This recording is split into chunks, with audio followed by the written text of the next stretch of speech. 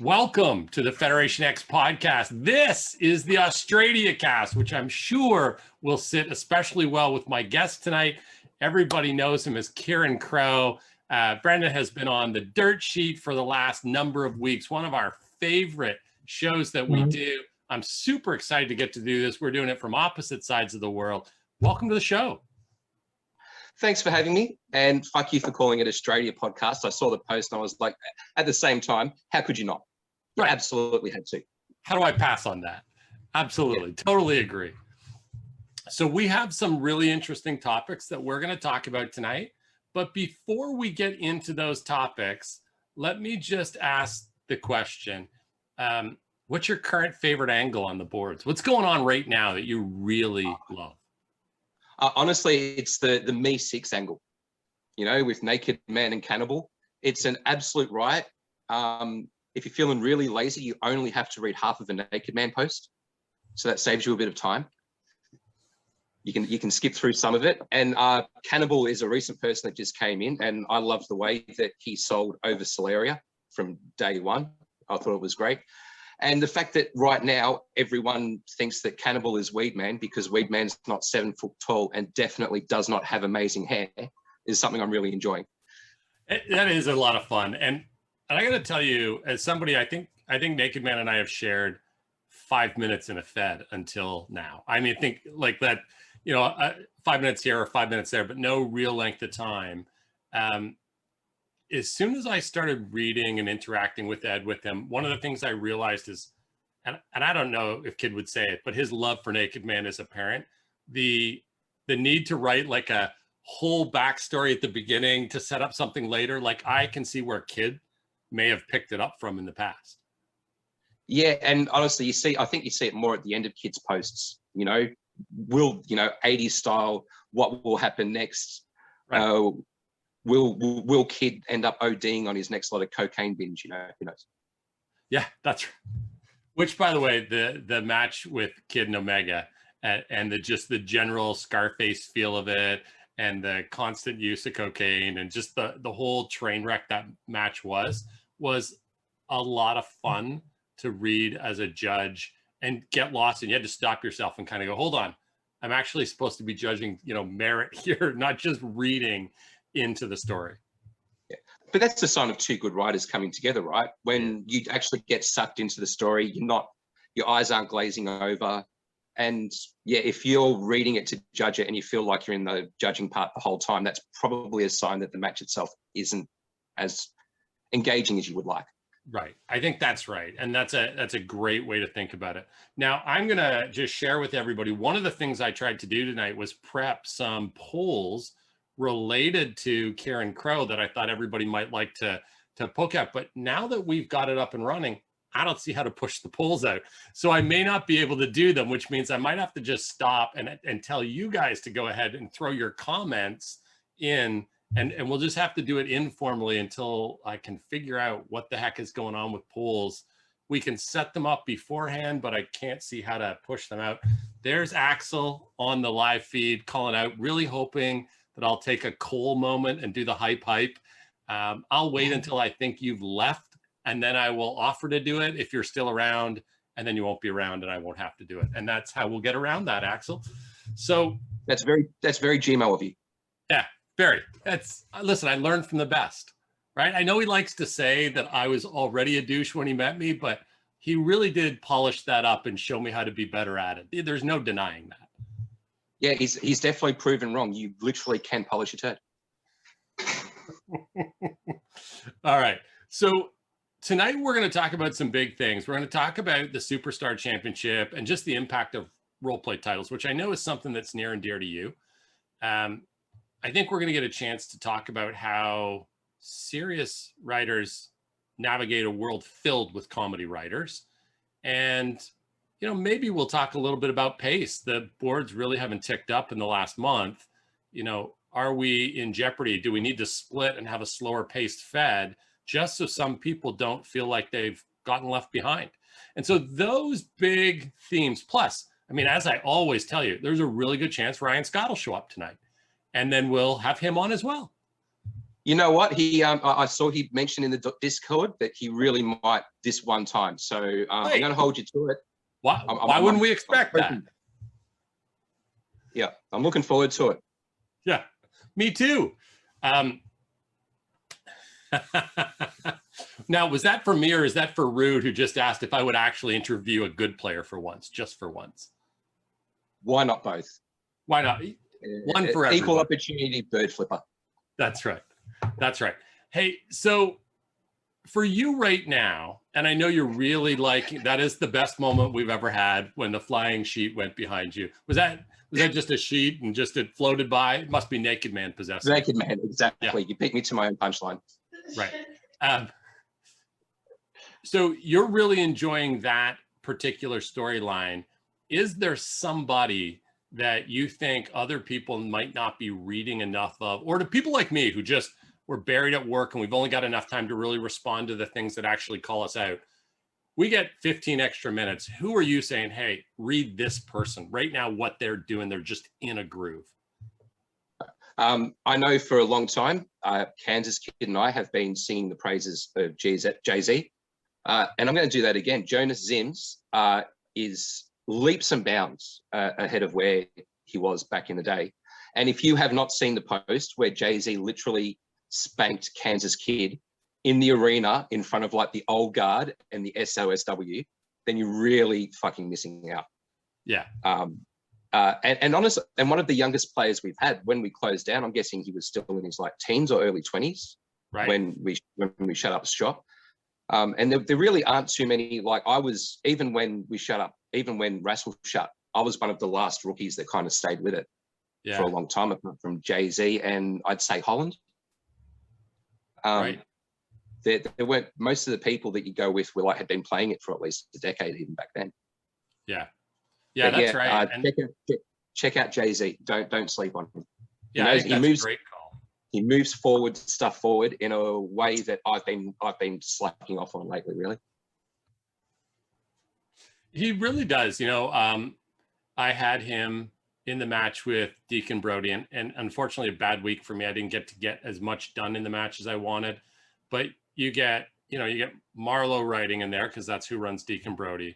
You get Jay-Z writing in there. You got Man of War writing in there. Like it was just, I was more interested in reading what they were doing. I had 15 minutes. It's read the last post and slap something up, or go back and read the last 3 because it's such a good read. They were all great reads, but I was really, like you say, impressed with what I was seeing from JC.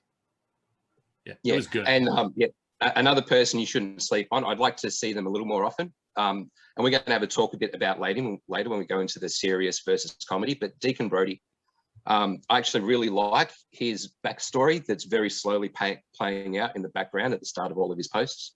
Yeah. And yeah, my match with him during the tournament that I'd be remiss not to remind you that I won to become the first Harbinger television championship. But that match with Deacon Brody is up there with one of the best that I've had since I've had the reboot.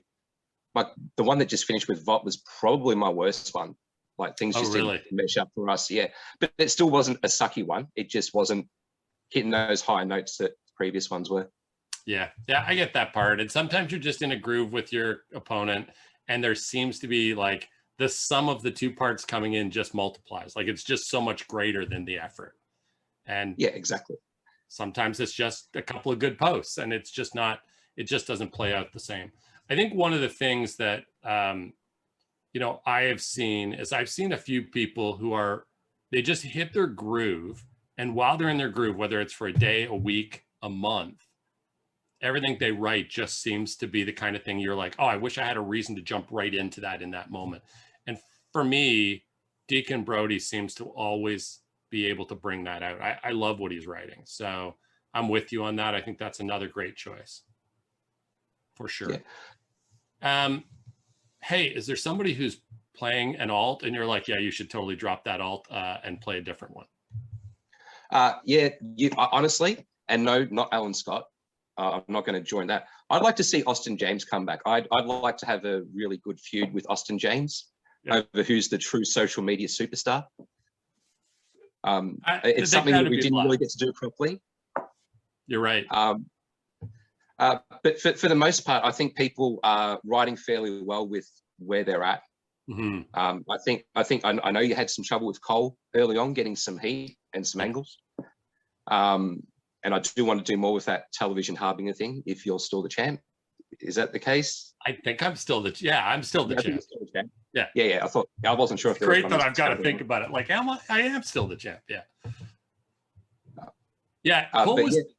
Cole's difficult because he doesn't get angry, and it's so hard. So I'm trying to play the other side of it. Like, if you look with Axel, he's given me lots of reasons to get angry. And I've tried to turn it into the other side where it's frustrating for him because Cole just thinks they're best friends all the time. Like, that's the angle path for Cole, which can make heat for feuding more difficult, but makes kind of cool dynamic storylines.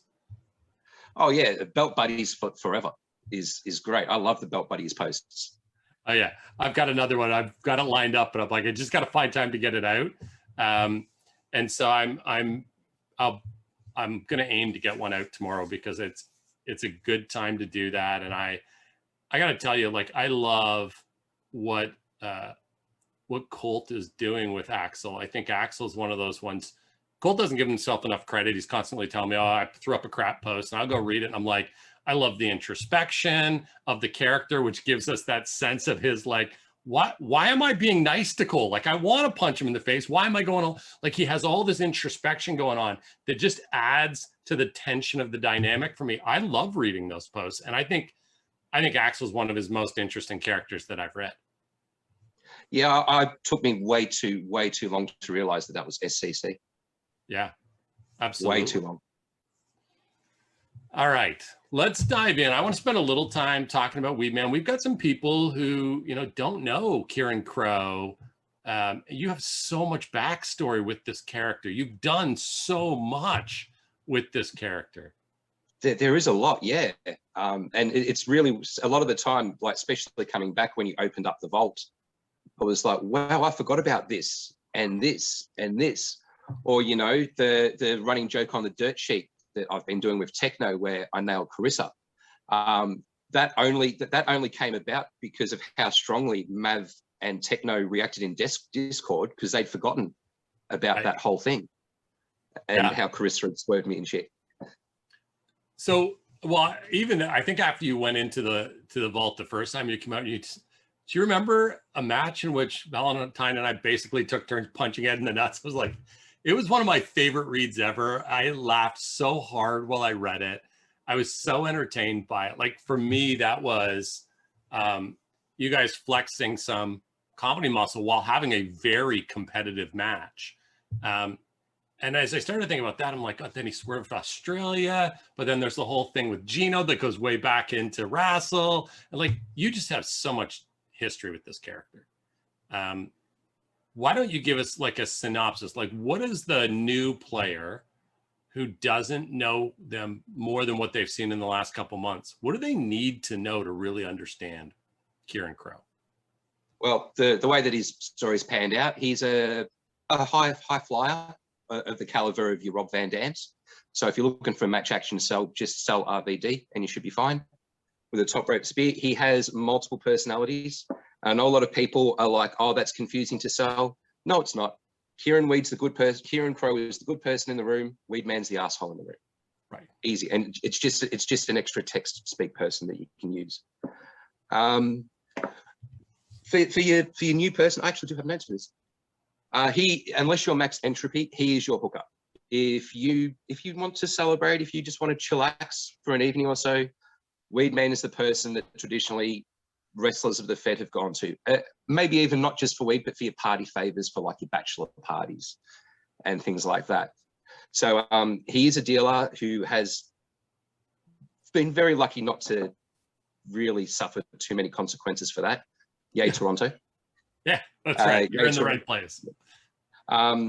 Maybe sell the right eye that he's missing. Like, he's missing his right eye.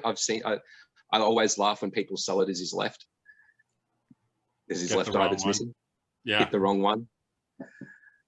Now, how did that happen? Yeah, because of okay, so that was in a King of Karma matchup. Not one of the better ones of my run.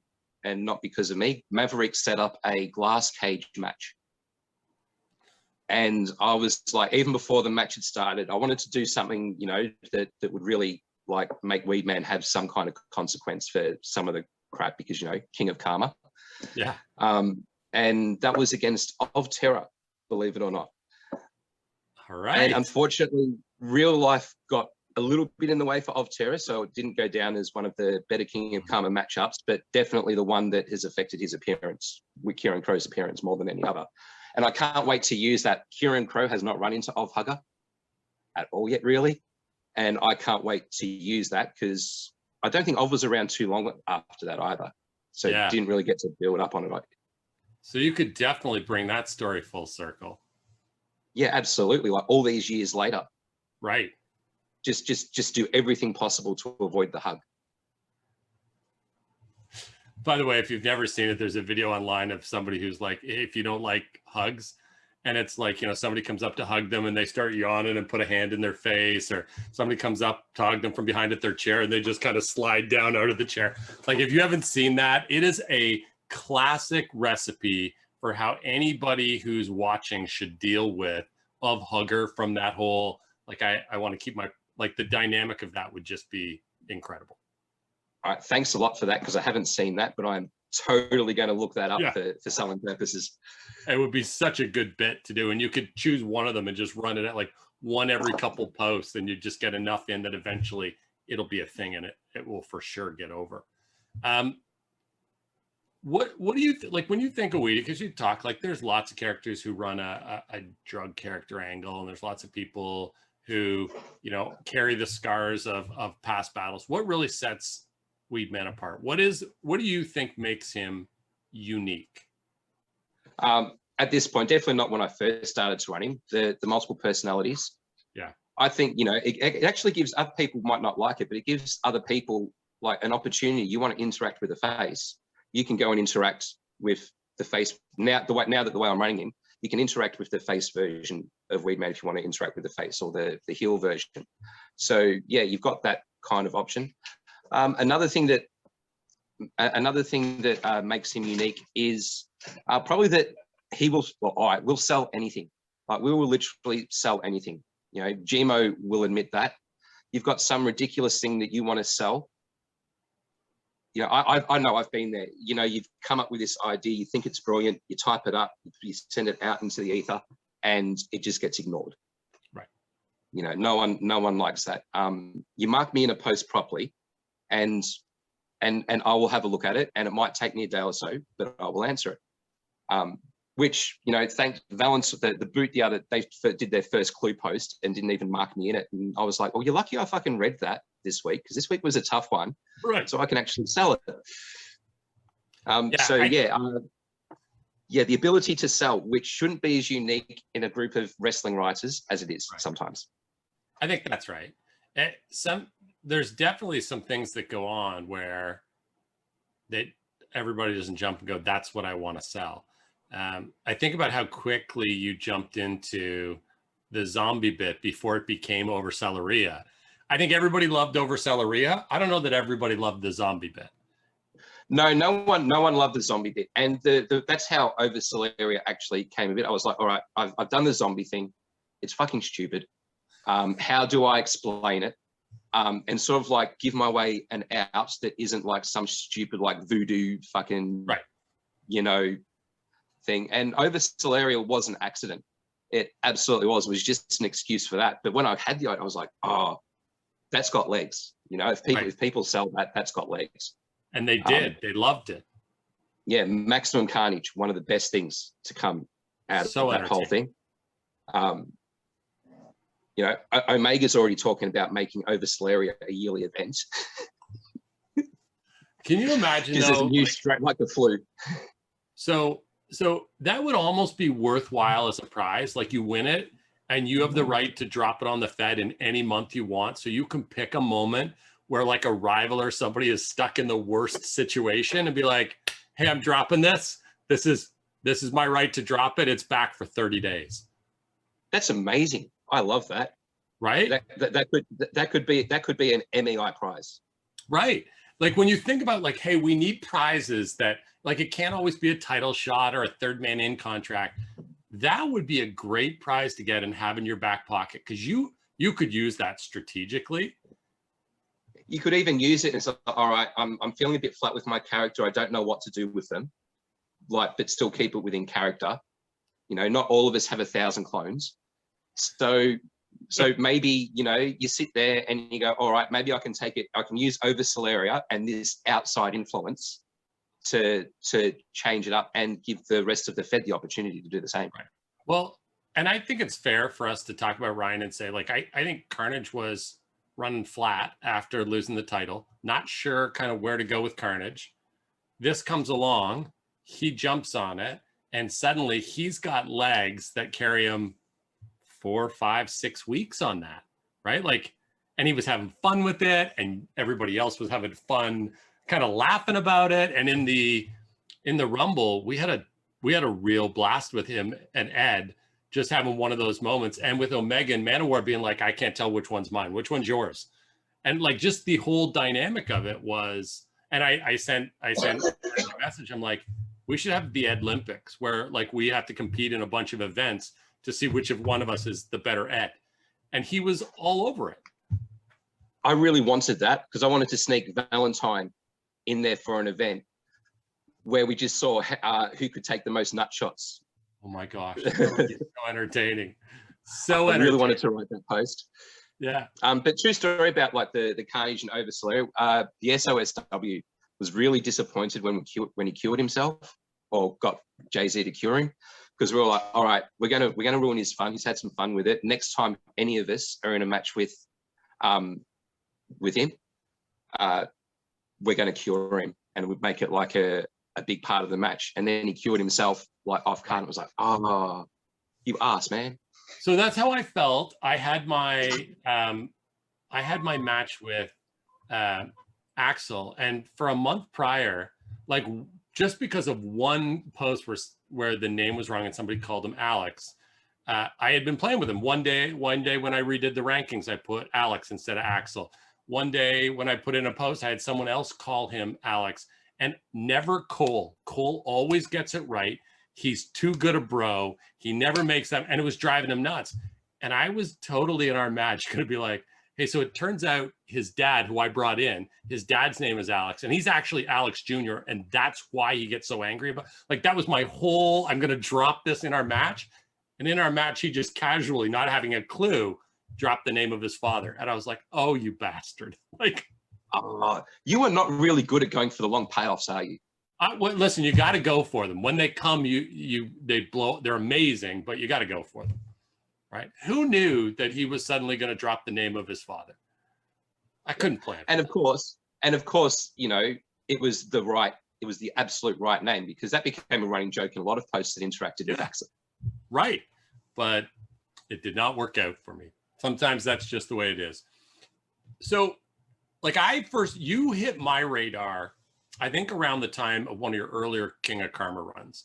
I wasn't in the Fed at the time, but maybe Rude put you on my radar by saying like, hey, this guy doing Kieran Crowe, who's the King of Karma right now, is like, he's freaking awesome. And so that always leads me to wonder, like, when was the moment you knew that other players were starting to talk about what a good job you were doing? So this is one of those ones. There wasn't like a real big moment. There was like a lot of little ones, you know. So early on in my national career, for the first, you know, few months, you'd have someone, they'd have a match with me and send me a message going, man, I didn't know someone with the name Weedman would actually be competent.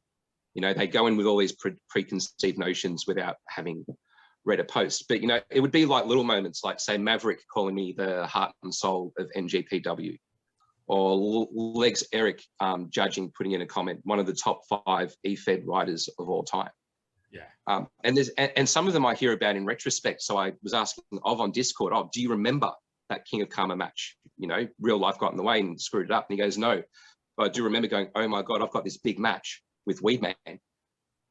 And it's like, no, so when I was in Wrestle, I largely saw myself as, you know, the rookie, the legit rookie, not the IC rookie, but the legit rookie, trying to, you know, forge myself a place there.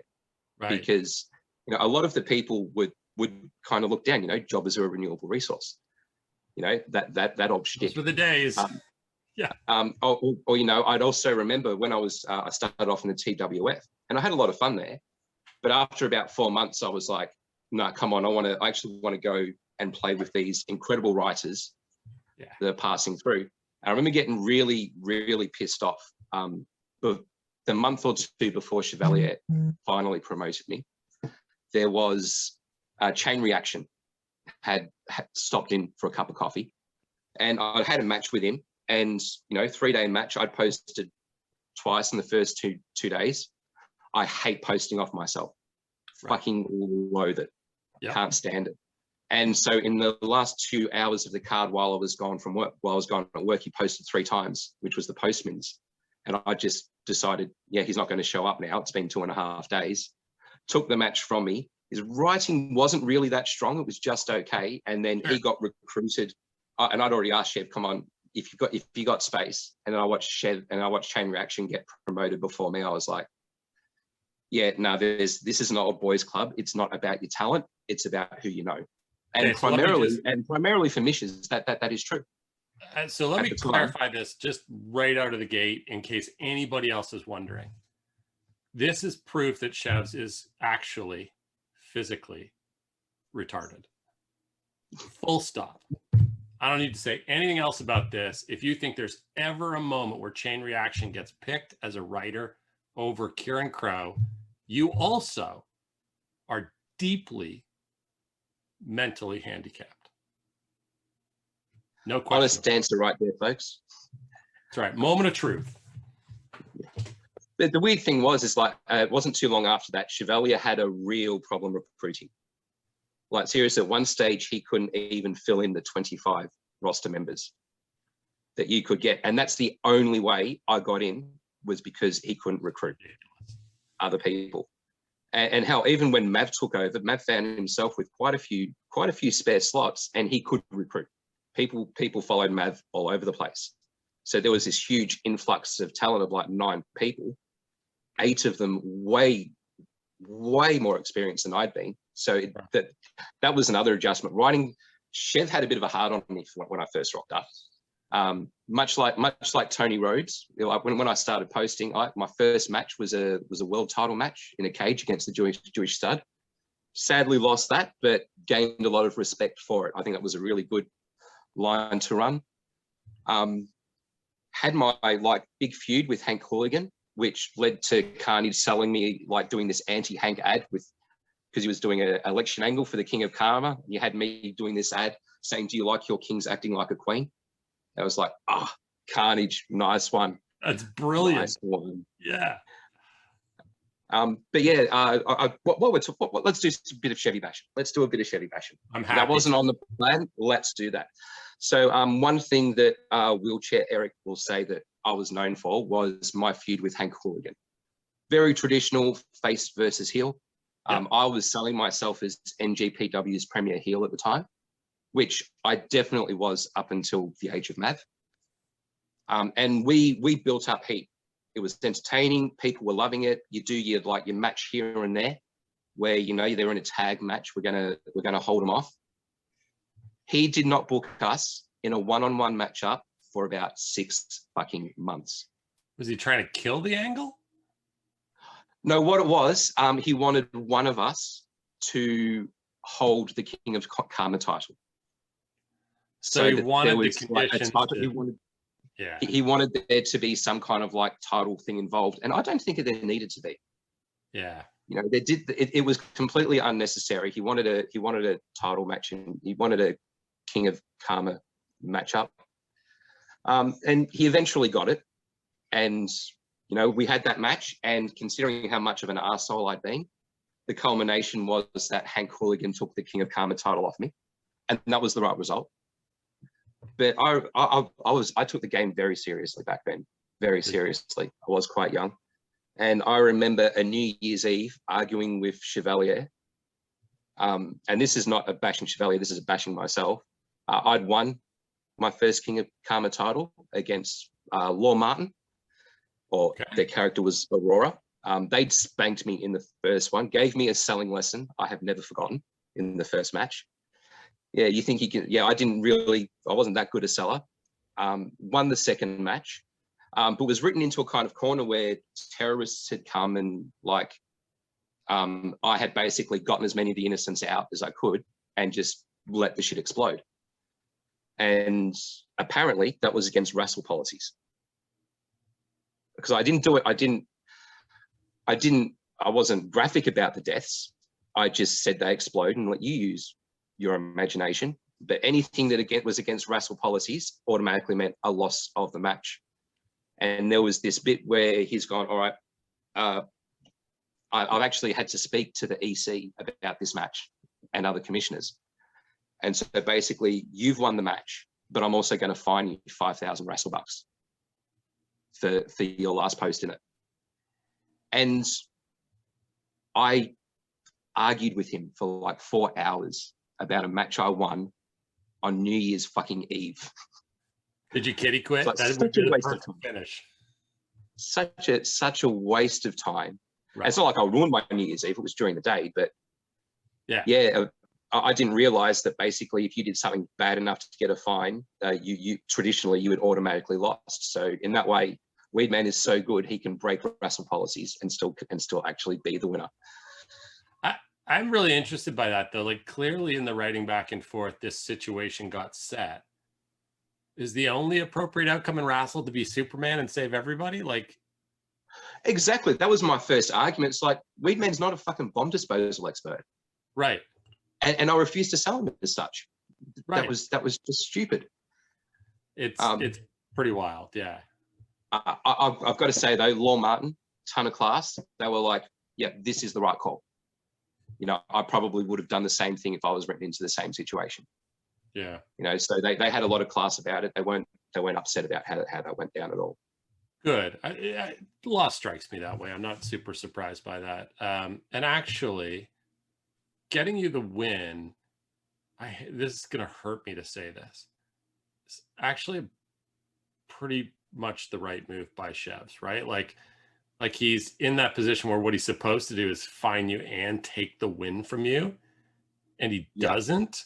And you know that required him to say, I'm not going to do what our rules say we're supposed to do.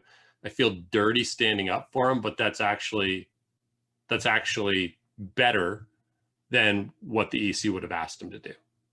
Yeah. Oh, you know, yin and yang. Even the most, you know, evil son of a bitch out there still got a tiny little bit of good. Yeah. Not Ed, but everybody else. Ed has no redeeming qualities. I don't know. Didn't Ed give Faith away at her wedding? All right. But mostly just to get rid of her. It was selfish. I'm sure it was selfish. Let me think about how to spin this for Ed. Yes, she did. That's true. Let's talk about, because I think I know the answer, but you have so much history that it's possible I don't know the answer. So what's your favorite tag team that you've been in with Weedman? Oh, you absolutely know this one. It's High Voltage. Yeah. Weedman and Amp was brilliant. The only thing that I think ruined it was the not work. Because he was a part of the network and he was loyal to them, and you know, well done to him. But they really weren't interested in having me in their ranks, which is weird. Which is weird. Honestly, it was a few months kind of after that I got a message from Haley. You know, because believe it or not, it's Haley's cousin, I think, is actually the mother of Weedman's dead son. Like we actually had this like really crazy night, and Haley's XS, you know, has sent me a message at some point. I'm sorry that I didn't make the effort to like run more RP with you a few months earlier. We could have had so much fun. Right. Yeah. And yeah, that was a big like feather in the cap. But we did have fun for the little bits of time that we had. But yeah, the not work were, you know, just very standoffish. And so yeah, Amp and I just ran as it was up until Genocide came along, so they could have Banshin. Yeah, Amp and Genocide's Banshin was pretty cool. It was fun. But then, as you recall, when you brought High Voltage to FedEx the first time for the Legacy tournament, then Gino was teaming with Alan, and Like those matches were fun for me. I know we pestered the crap out of Amp, but they were fun matches for me, and I wish he would come back and play. Yeah, me too. I know for a long time I ran How to Be a Heel as a singles star after High Voltage split. But How to Be a Heel is a high voltage product, and it's not the same running it without him. Yeah, I miss Amp a lot. Yeah, great fun to have him around. If he came back and I was forced into a position where I had to pick between the SOSW and High Voltage, I would be legit torn. Yeah, I wouldn't be. I mean, I like the SOSW, but High Voltage is a pretty big deal. I think the reason I'm enjoying the SOSW is traditionally I've been more of a lone wolf character. Mm. You know, I briefly dabbled in stables with the SAVF during the very first stable war that I was a part of, and kind of got a distaste for it, really, of the whole stable thing. So it's interesting to be in a stable on the ground floor and actually be having fun with it. But just as a quick aside, we've just had Naked Man came back, and one of the things that I do remember from that very first stable war was at the time, because I'm a fucking moron, I was actually running Weedman as just a dealer and not a smoker. And this was the infamous stable war where Dr. Abortion basically shut down the whole AOD. Like in the middle of the thing, and even had this character like Bob or someone. It's like he's going to make sure that he logs in once a week just to make sure that they can't actually claim the AOD stable back, the name back on the wrestle site. But yeah, just having him go, wait a minute, a guy named Weedman that doesn't smoke, that's fucking ridiculous, as he's going around a Bordeaux cutting everywhere. So yeah, the reason that Weedman is now a stoner is probably for that one little throwaway line that Dr. Abortion threw in a Stable Wars event. Right. I'm seeing some comments, and I kind of like this, and it's not a bad idea, right? It's not an either or, although you presented it, if I had to choose, it would be a hard choice. There's a lot of support that if Amp showed up, like he could be serious. They'd be fine with him being serious. Oh, yeah. Right? Yeah, no. Honestly, I reckon we'd easily be able to get him in and talk him into it. But if there was a situation where for some stupid reason I had to pick, yeah, it would be hard. Yeah, I think Amp could be serious, totally. Yeah, absolutely. And that would be a blast to see.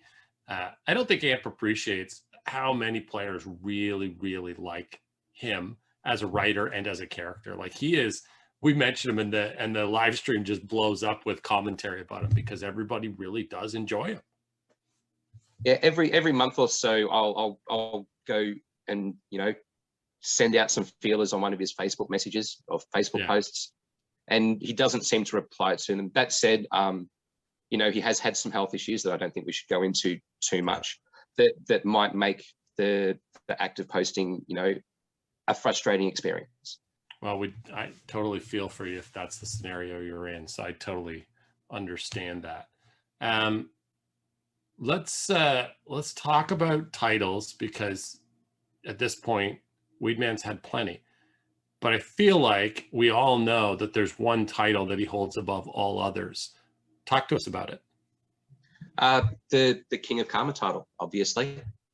I remember when I first got on into a national, you know, you got to have those matches, but the big problem with the old Wrestle Sim is that you didn't really feel that you had control over whether you could win or lose. Right. You know, without the role-playing titles, you know, if you didn't know the sim very well, which you didn't, or weren't spending big bucks, which I wasn't, you would be loss. And that's just shitty storytelling. Yeah. Really. And unless you're doing a Mikey Whipwreck, that's just shitty storytelling. Right.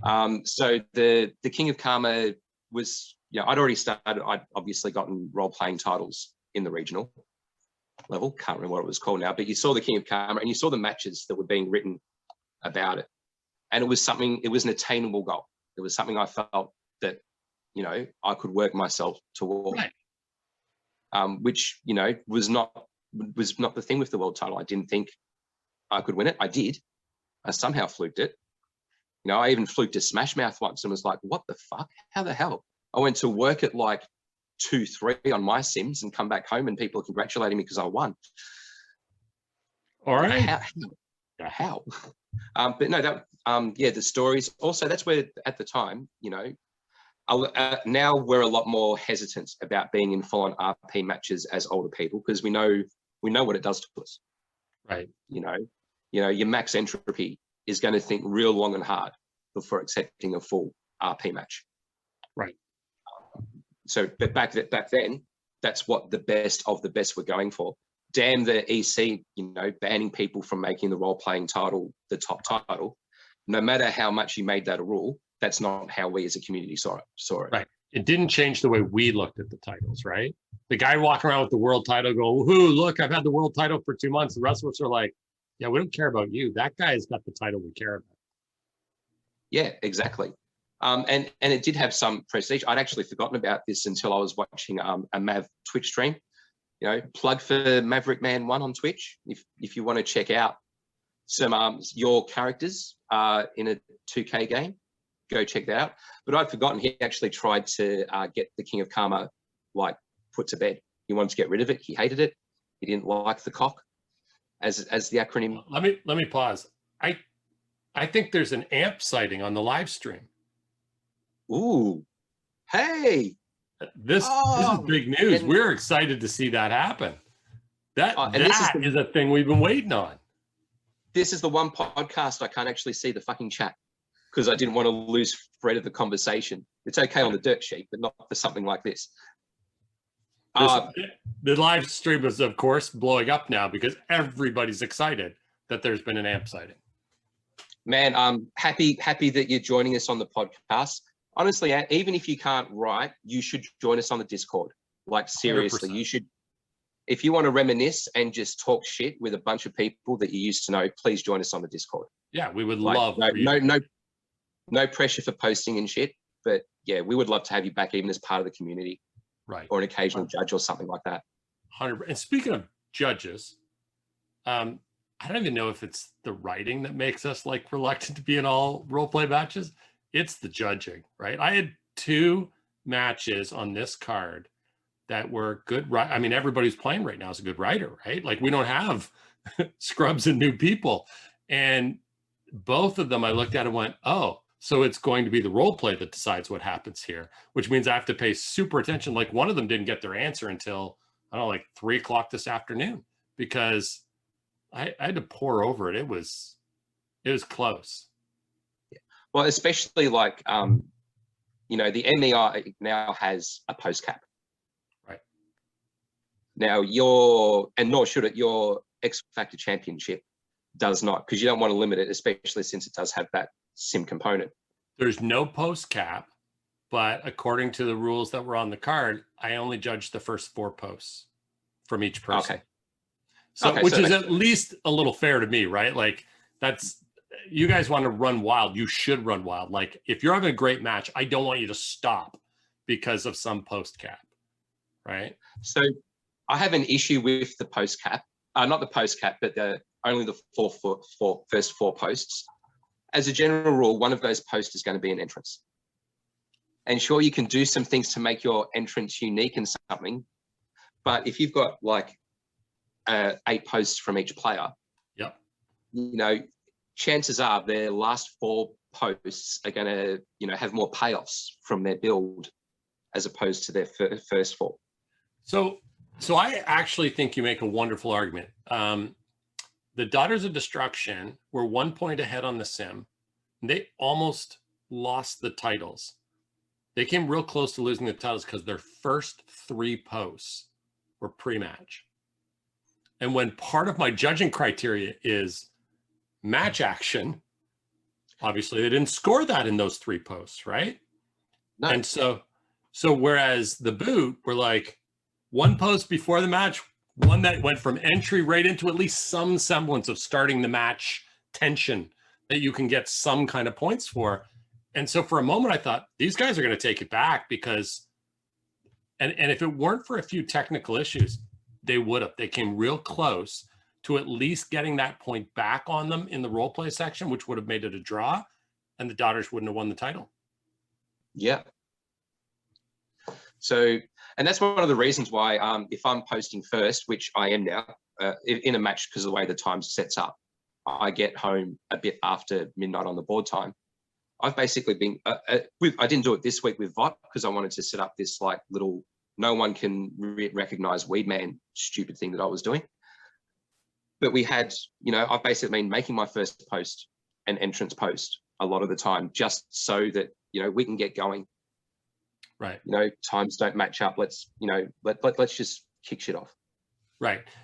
Part of that challenge with you being in a different time zone from so many of the players really is what's the right time where we can actually go back and forth and not be in a place where you're writing when I'm going to bed and you want to write again before I'm really ready to do it the next day, and we can't find that flow.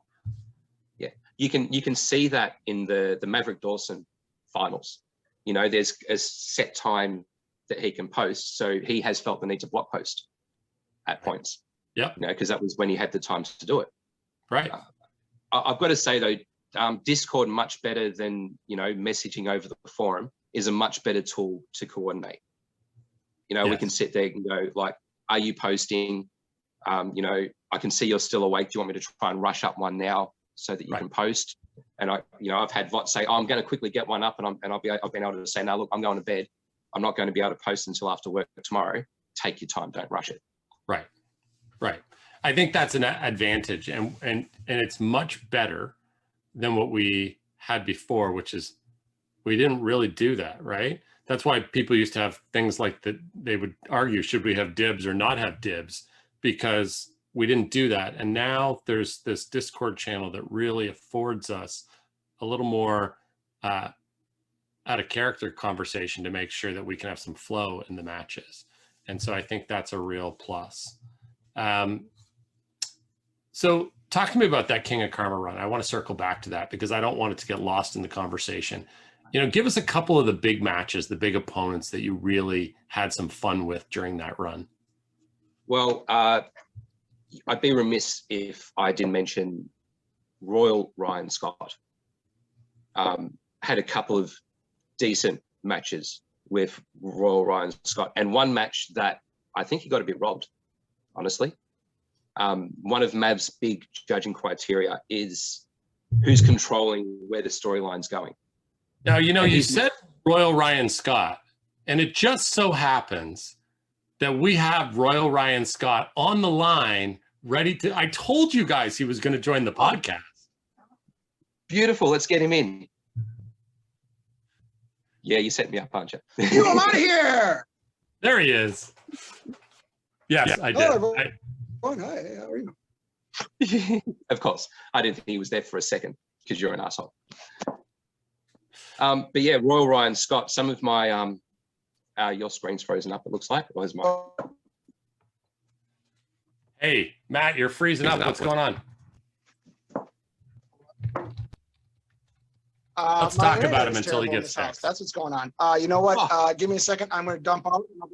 Oh, yeah. We really do have him. Oh, yeah. Woo! And now he's gone. He's got to go find a better signal. But we'll get him back. It timed so well. I got you right to where I hope I get you. And he was like in the waiting room, and I'm like, oh, do it. Come on, do it. And then he froze. So let's talk about him, and then he'll jump back on, I'm sure. Yep. So yeah, Mav's thing was about who was controlling, and I was much better at selling and moving forward. You know, neither of those like ways of running a story is wrong, but I do think they combine to make really good matches. And this one time, Mav has actually put in his comments, and I don't think, you know, it was wrong, but it could have gone either way.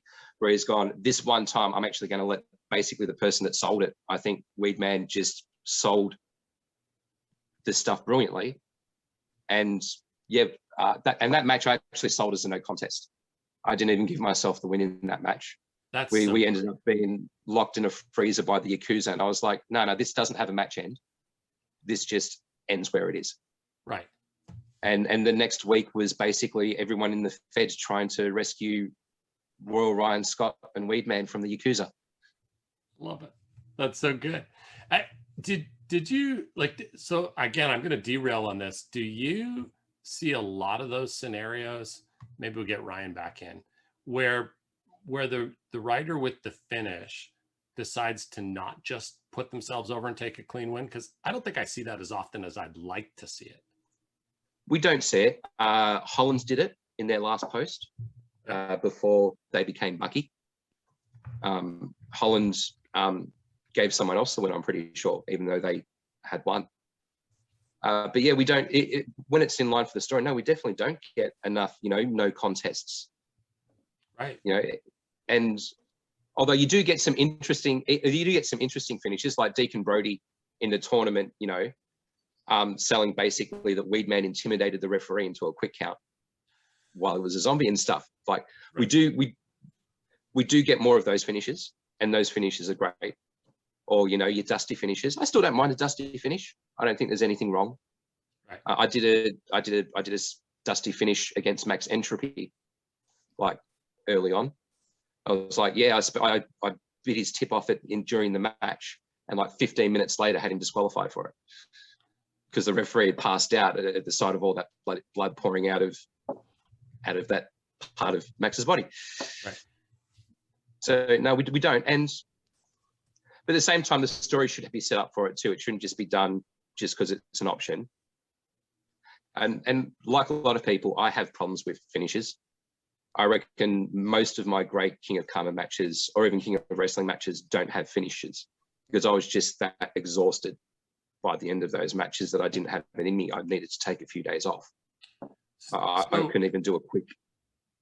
So both of you guys are guys that I would look to and say, great writers, great, match without it just being match action back and forth, but actually pulling other elements in and telling a story, but having actual wrestling in it at the same time. Do both of you struggle after those high profile matches like King of Karma or King of Wrestling or Superstar with the will to finish the match when you get the result? It's definitely. And I haven't had like one of those, since we started. But, the funny thing I've noticed a lot of the time, the way that it's working at the moment, it'll say wrestlers determine finishing rights. And you'll even see the resluts. People go, oh, that person got finishing rights, so that's good on them. Who gets finishing rights now is determined by who's got the time to do it. That's right. The private conversations on Discord are like, I don't have time to finish it. If you've got something in mind, it looks like you're building to something. Can you do the finish? Right. People want that I want finishing rights experience, to say that they were the better role player, but then they don't actually want to write the finish. Was definitely the way it was back in the old day. Yeah. A lot of the time. For sure. I wanted the finish in the old days. And now I'm kind of like, oh, you're willing to take it? Awesome. Yeah, the match I had with Cole Styles, I was like, cool, because I've got an idea for that scramble. Right. That was such a good takeaway from it, by the way. I love that. Yeah, and I do plan on using it a bit more too. My kind of envisioning thing for it down the track is a Cannibal, Weedman, and whoever's got that title as a payoff at a pay-per-view or something. You do something really interesting with a triple threat along those lines. Yeah, that would be a wonderful finish. Hey, Ryan, you going to speak? Because this mime thing is super cool. Oh, I don't want to cut him off. He's got so much to say, and you've got such great questions that I just wouldn't want to cut anyone off. I'm just, hopefully the camera's working this time and the mic's working this time. You're doing great. Good, yeah. All right. And I got to say, this was the perfect, so just so everybody knows, back before Matt had time to play, I was regularly telling him, hey, so I told everybody you were going to be on the podcast. He's like, great, when? I was like, last night. And then I told him you hated them all and you wouldn't show up. He was in on the joke while I was doing the joke over and over again.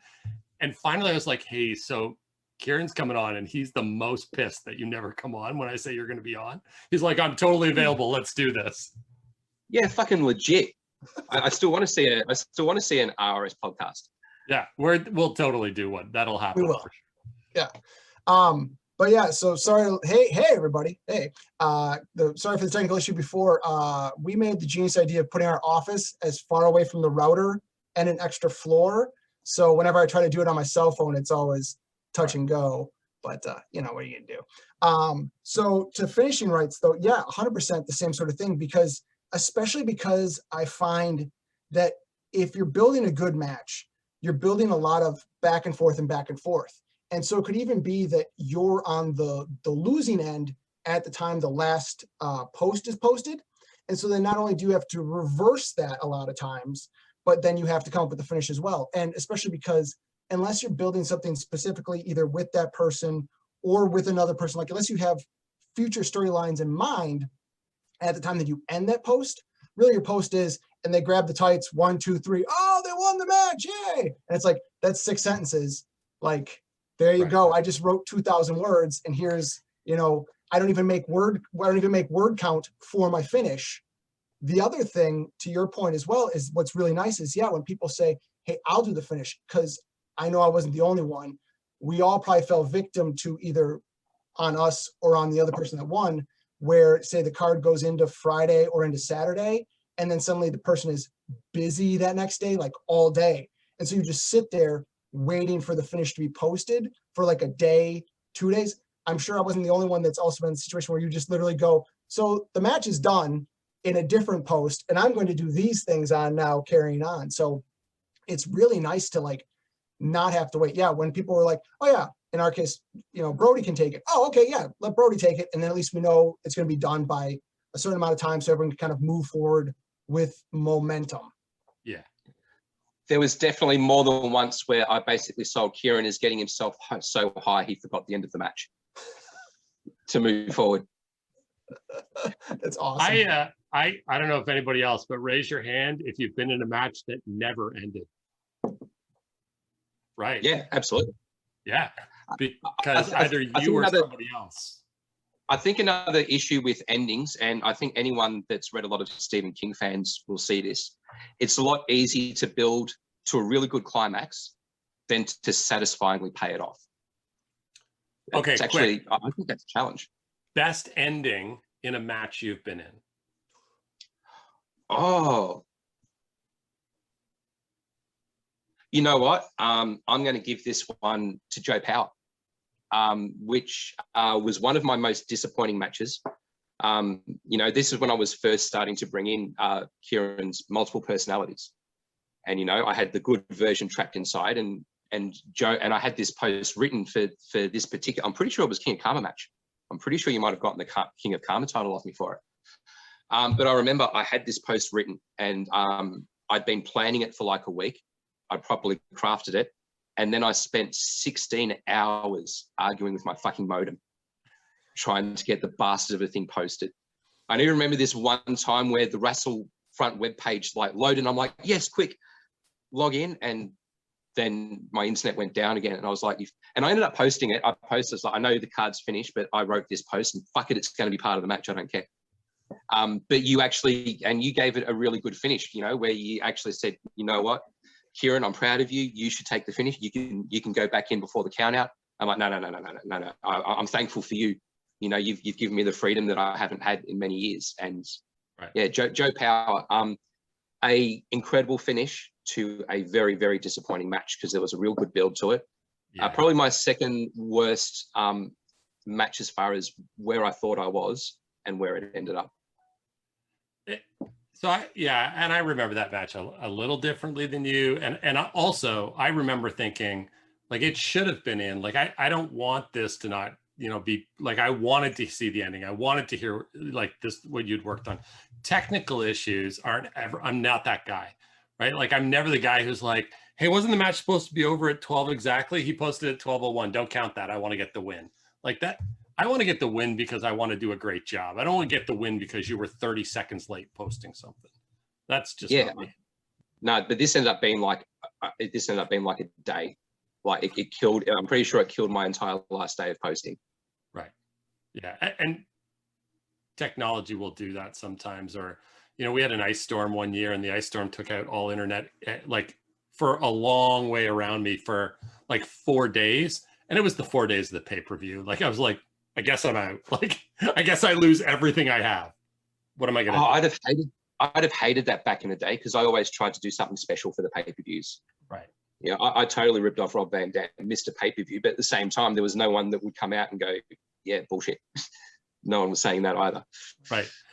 What about you, Ryan? Do you have a match finish you look back on and go, I really liked that match finish? I wish I did, that I really liked. The only one I could think of that I wrote that I really liked, it's memorable to me, is actually, so as Royal Ryan Scott had a terrible sim record in the beginning. When he first came out, he basically lost every single match. And the only way fortunes turned around is I partnered with Darkness Slider. It may have even been like Darkness_Slider, like underscore. It was. Oh, I remember Darkness Slider.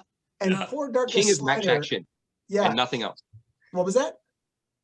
King of match action and nothing else. Exactly, that's the thing. But his sim always went really well. So I was basically carried along with him.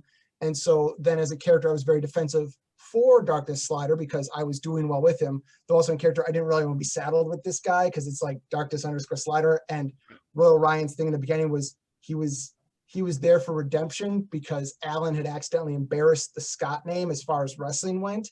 And so he was all very much about like, I'm trying to put a good face on the Scott family again, and I'm settled with this guy and I can't win a match. And then we finally won the tag team titles. And I actually wrote that at the end of it, people couldn't tell, they got up on the corners, they're holding up the belts, and people couldn't tell if it was sweat or if he was actually crying. And so I'd written that my character was crying after winning the belts because he'd finally done something in the Federation at that point.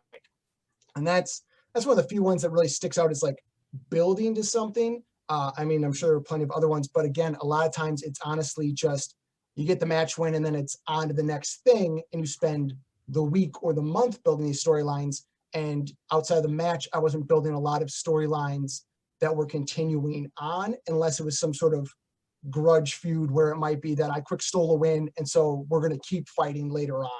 Right. So I would say, so first of all, I think it bears mentioning the embarrassment of an underscore should never be understated. If you have an underscore in your name, and you all know who I'm talking about, you should be embarrassed. All right. The other thing I want to say is, I have a few match finishes that I participated in that I really liked, but nothing made me happier than the moment in the match finish in the original King of Wrestling when we all got to say, oh, good, Storm's dead. That's the most useful he's ever been. He brought me so much joy in that moment.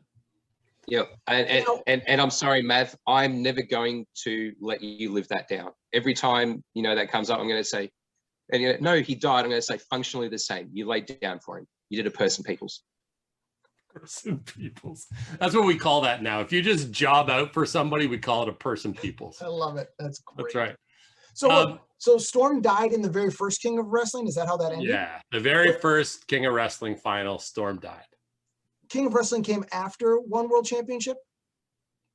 Yes, I think I'm pretty so. sure. Okay, That's right. I was gonna say, wasn't the very second one then Rude versus Benny, where Benny died? I'm like, did that become, because that happens though, like You just die in the finals. That's one of the things in these big RP events is like someone will be like, oh, they'll die. So then the next year they're like, I gotta top Storm's dying. How do I top that? I'll die. And that'll be what I do. And the next thing you know, you got a federation of dead wrestlers, and it's all because they're all trying to one up each other with this big dramatic thing. And sometimes it's just write a good wrestling match with a couple of neat twists or that sort of thing thrown in there. So I think that's the thing for guys like you who do love the the King of Karma, the Superstar, the King of Wrestling, the One World Championship, that wrestling writers competition.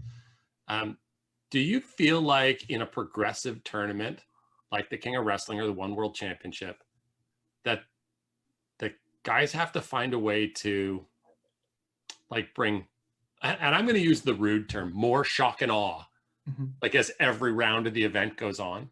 Do you feel like in that event, you're like, oh, in the first round, somebody slapped their valet, so by the fourth round, there'll be a mass murder that has to happen? Do you feel like that progression is part of people well, I got to do something worse than I did in the last one as a heel?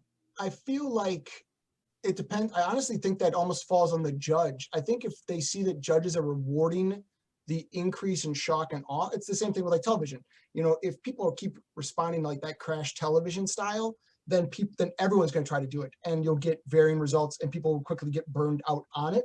I think though that should almost become a thing where, so say it's me versus Weed, and say Weedy versus you, and I'm over in another area, and I see that in the first match, Weed slaps his valet and he winds up going over top of you. Well, then in my head, I need to actually think about, okay, how do I advance that storyline along? Because that valet is going to want revenge. Like, do they get the revenge here at this point? Do they do that? Instead of trying to go like, okay, well, now I've got to like give birth in the ring or something like in order to top that. And so Right. I think it should be more about taking the storylines that the other person set up in their win and building off of that along with yours, rather than trying to go over the top of it. But I think the problem also is again, it depends on how the judges take it. And I think it also depends on how, we'll say the boys in the back react to it. If the boys in the back really react and they're really buzzing about the valet slap, then you're like, all right, well, valet slaps got to be what gets you over the top. Let's figure out, I'll slap 2 valets. I will suddenly have a valet at the beginning of my post for no good reason. So Just I can to slap. Exactly. So I can slap him twice. And then say like, well, what the heck? Why didn't valet slaps go over when the last time this person slapped the valet? I don't understand why they're all biased against me and they just don't want to watch me win. So I think that's a really good point. And I actually have a story relevant to you to kind of actually go with this. Is this where we call Ryan? Yeah, easily one of the top 3 matches I've ever been with was a King of Wrestling match, and it was against Manowar. Now, at the start of this match, I did not know that Manowar was Royal Ryan Scott. I had no idea.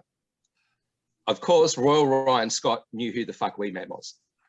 Right. So this put him at a little bit of an advantage. It was we were doing this like match all over Pikes Peak or Peaks County or something like that. And he brought in this, and I've got a funny feeling that he knew Jeff was judging, because he brought in this character called the Punishmentalist, which, obviously a Punisher rip. And a lot of the story just basically involved, the Punishmentalist trying to do what it is that the Punishmentalist does. And the match went, it was such a great match to be a part of, easily a top 3. I even had this referee that would just appear out of nowhere whenever someone hit the ground and randomly count 1, 2, because it was a last man standing match as well.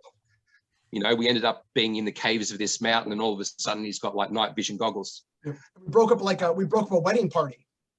Yeah, absolutely. So anyway, I ended up taking that win. I'm not even sure if I finished it. But then the next week, I had a match against Aaron Action. And I was like, you know what, later on, I might bring the Punishmentalist in as a part of the build up to the climax. That'd be a good way to build, like you were just talking about. And he did it like 2 posts in. I'm like, fucking poorly paced bastard. And now I can't use it. See, you plan the long game and somebody screws you. This is what I'm saying. That's the worst is when that sort of thing happens. It's funny you mentioned that, because it's going to get referenced at some point, and I just haven't gotten around to it yet. That because Jeff did judge that one, and you did go over me, and you went over me for very good reasons. But one of the reasons I did not go over was that a lot of that match was Manowar chasing you down and just beating the hell out of you. And part of that is my own weakness, because I'm like, Weedman's got like metal loaded boots, and he's got like a trap jaw, and he's got like brass knuckles built into his hand or something. I'm like, if this guy touches me, there's no logical reason I should be able to stay on my feet. So I have to beat the heck out of him the entire match, because he tags me once, I'm out for the count. Right. But he's like, the whole time beating him up. And I do want to reference the fact that I'm like, the last time I fought Weedman, I was disqualified for wrestling too hard at him. Just a throwaway gag. But no, I've always, in all honesty, I've always enjoyed wrestling against you. This is part where we'll shine each other up. I've always enjoyed wrestling against you, and you are really good, and you have really stuck me into some corners in the past. We did it must have been Superstar, but it was before they called it Superstar. So what did they call it? The role play one back before it was Superstar. It was something else. It was King of Karma. But the King of Karma title, we were in Japan. The NGPW one. Yep, and you got us kidnapped by the Yakuza because you'd screwed something up. And I'm like, what do we do? What do we do now? Are we still in this match? I guess we're still posting, but I don't know what to do having been kidnapped by the Yakuza. So no, you always brought some really good, really interesting stuff to the table. And I have always enjoyed playing against you because of that kind of creative, like not only good wrestling stuff, but like good creative outside of the actual match action things going on. So, and it makes logical sense. I have to interrupt. It's super important that I interrupt. I have been informed that AMP has signed up on the Federation X forums. We may be seeing an AMP return. And also, I want to make sure AMP knows this. You've had to use new names because you don't remember your old character, which is just AMP.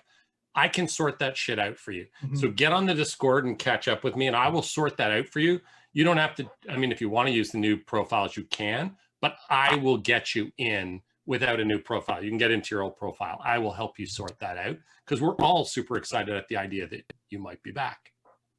Yeah. If we can't get AMP onto the boards, we will burn the boards down and make new ones just to make it so AMP can join. Yeah. That's 100% true. Full stop. So I just wanted to share that because I was super excited. Bill tagged me to make sure I saw that it going by in the live stream. We saw a couple of names show up, including FedEx AMP and Messiah AMP. You know, hey, I like where his head's at. I'm excited about the possibility. And this is a great conversation. We didn't get through all the other pieces, though. We're going to come back to those because I want to pick this up and tie it into something else. We got caught up in and not surprisingly, in talking about just the dynamic of great role play matches and great writing challenges back and forth. And we've got, you know, all three of us have loved those titles, loved those competitions, loved those big matches. Probably all three of us have burned out in those big matches and those big tournaments. Absolutely. All three of us, maybe not all three of us, at least two of us have had the challenge of judging for some of those big, I don't know, Ryan, have you ever had to judge any of those? I never have. No, fortunately, I've never been tagged. You lucky bastard. Any of that. Yeah. I know. It's great. So I got tagged to judge once. Once. Somebody on here paid the price for that. Someone did. Oh, I'm sorry. But it's funny in retrospect, but I'm legit sorry. I laugh about it every time it comes up, and Chris and I were having a talk the other night about it. He was just like, "It's not my fault. I told everybody I knew I was being a dick and picking the other guy, but I was certain that the third judge wasn't going to do that." I was like, "Yeah, well, that didn't work out, did it?" Like, and it's funny in retrospect, but because we were talking about the very thing that Brendan, that you mentioned earlier, which is, I was talking to him about, like, it really would have been cool in that moment, though, to be able to look forward. I think Ryan was in the next round if I had made it into the next round, because that was the tournament that, Ryan, if I'm not wrong, you made it into the round, I want to say in Vegas or something, against XS instead of Austin James, right? Yeah. Yes. So, okay.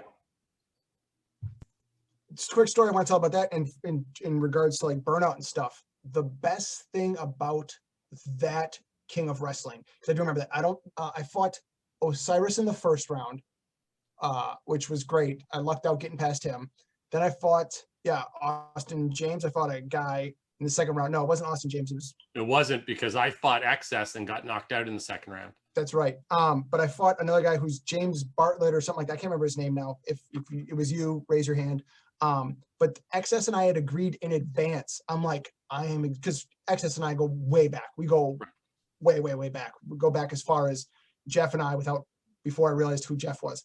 But we go way back, and I said, I'm exhausted, man. I am so burned out by all of doing all this. I go, can we just agree that we both just do 4 posts and that'll be it? And he goes, that'd be great.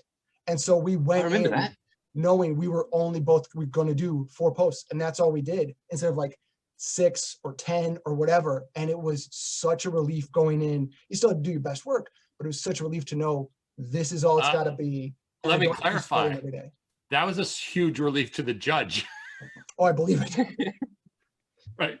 I was like, when Jason was like, "Hey, just so you know, we're only doing 4 each," I was like, I love you guys. I want you both to win. Like, there is no way that happens in a Rude versus Weedy matchup. No. Not a chance in hell. No. That's right. So by the way, and I'm super entertained by this, the boards have now figured out that if we mention somebody enough, they come back. So now now that AMP's back, the boards are lit up with "We want Osiris" messages. Nice. Yeah. Well, we mentioned Osiris once every dirt sheet. We send out a. I mean, so good. I can tell you guys, Tim and I talk about him a lot because when the game died, when Tim and I went away and we're like, listen, we just don't have the bandwidth or the energy. We're both kind of done. He stayed for the players that wanted to play. And he stayed for a long time to facilitate players who still wanted cards. And as the game died and petered out, he was there doing the work. And so I hate that he's not here right now, because honestly, if he wanted to book cards and not have to judge, or if he just wanted to show up and play, like, he earned that. He did the hard work. And if he showed up tomorrow and was like, I think Osiris should be in charge, I think Tim and I would both be like, you've earned this. Off you go, run with it. Tell us what you want us to do. And I heard Brandon before, he's like, if you just want to show up on Discord and just dick around, just show up on Discord and dick around. The people would love to have you back. That's right. I think that's one of the coolest things. And I got to tell you, I think, by the way, I think as busy as the boards are, and I can barely keep up, one of the things that keeps the boards slower is that people are like, I've got 15 minutes to write, and I'd rather trade 20 messages with my pals on Discord. Oh, that easily does. Yeah. Well, you know, I can't watch match streams while I'm posting anymore. It doesn't work. No. Right. I have to actually shut Discord down. I can't have anything else on. And I think you guys know, like, if it's, you bet. I think you guys know if it's just move something along or just build towards the next big thing or tag something, like, I can knock posts out pretty quickly. Like, I write fairly fast. Yeah. But man, oh man, if it's an interesting conversation on Discord, like every now and then Discord will break out into this, you know, what do you think of Zack Snyder? And I'm like, well, so much for this post. I got to go fight about Zack Snyder. Like, it's just done. Hey, let's go back around. Superstar titles. I know one of the things that was really on Brendan's radar about doing this podcast was the conversation, like, when is it going to come back? What does it look like to bring it back? It has so much value. And certainly this isn't like the EC who are like, it's got to be the sim. Like, we left the sim as 50-50 for a reason. You guys don't pay money to be on the site. Nobody's making any money off of it. This is about protecting people from burnout. And so, absolutely. But at the same time, let's all be honest, like, it's kind of the belt, right? Yeah. And I think there are some steps that we can take to limit the effects of burnout. Maybe not get rid of them entirely, but I do think there are some things that we can do. And some of my ideas I don't think are going to go down very well. One, basically make the matches a lot longer. You know, have the expectation be one good post per player per day. Make the matches like 5 or 6 days. Make it go a lot longer. Because also then the judge only has to judge 2 posts a day. They can read and judge 2 posts, get their score for those 2 posts, and get on with their day instead of waiting till the end and being like, whew. So what if we did them off card like we do the TV title? Only because, for me, like, I think about Tim and I, we're booked, in my case, maybe in 2 matches, and then I've got to judge. Like, I can't judge on the days I'm writing. Like, it just won't work because I have enough time to do 1. I can catch up on my match and post, or I can judge. I can't do both. Yeah, I think that's a really good idea. Make it a special event. Right. 2, make them a lot more rare. Right. I'm thinking, like, maybe not even once a month, maybe once every 6 weeks. So that wouldn't be out of line with what we're thinking. Like, there's a lot of thought, like, so everybody knows Sponsor Wars is coming. We've intentionally looked at it and said, well, we know what the plan formula is for Sponsor Wars.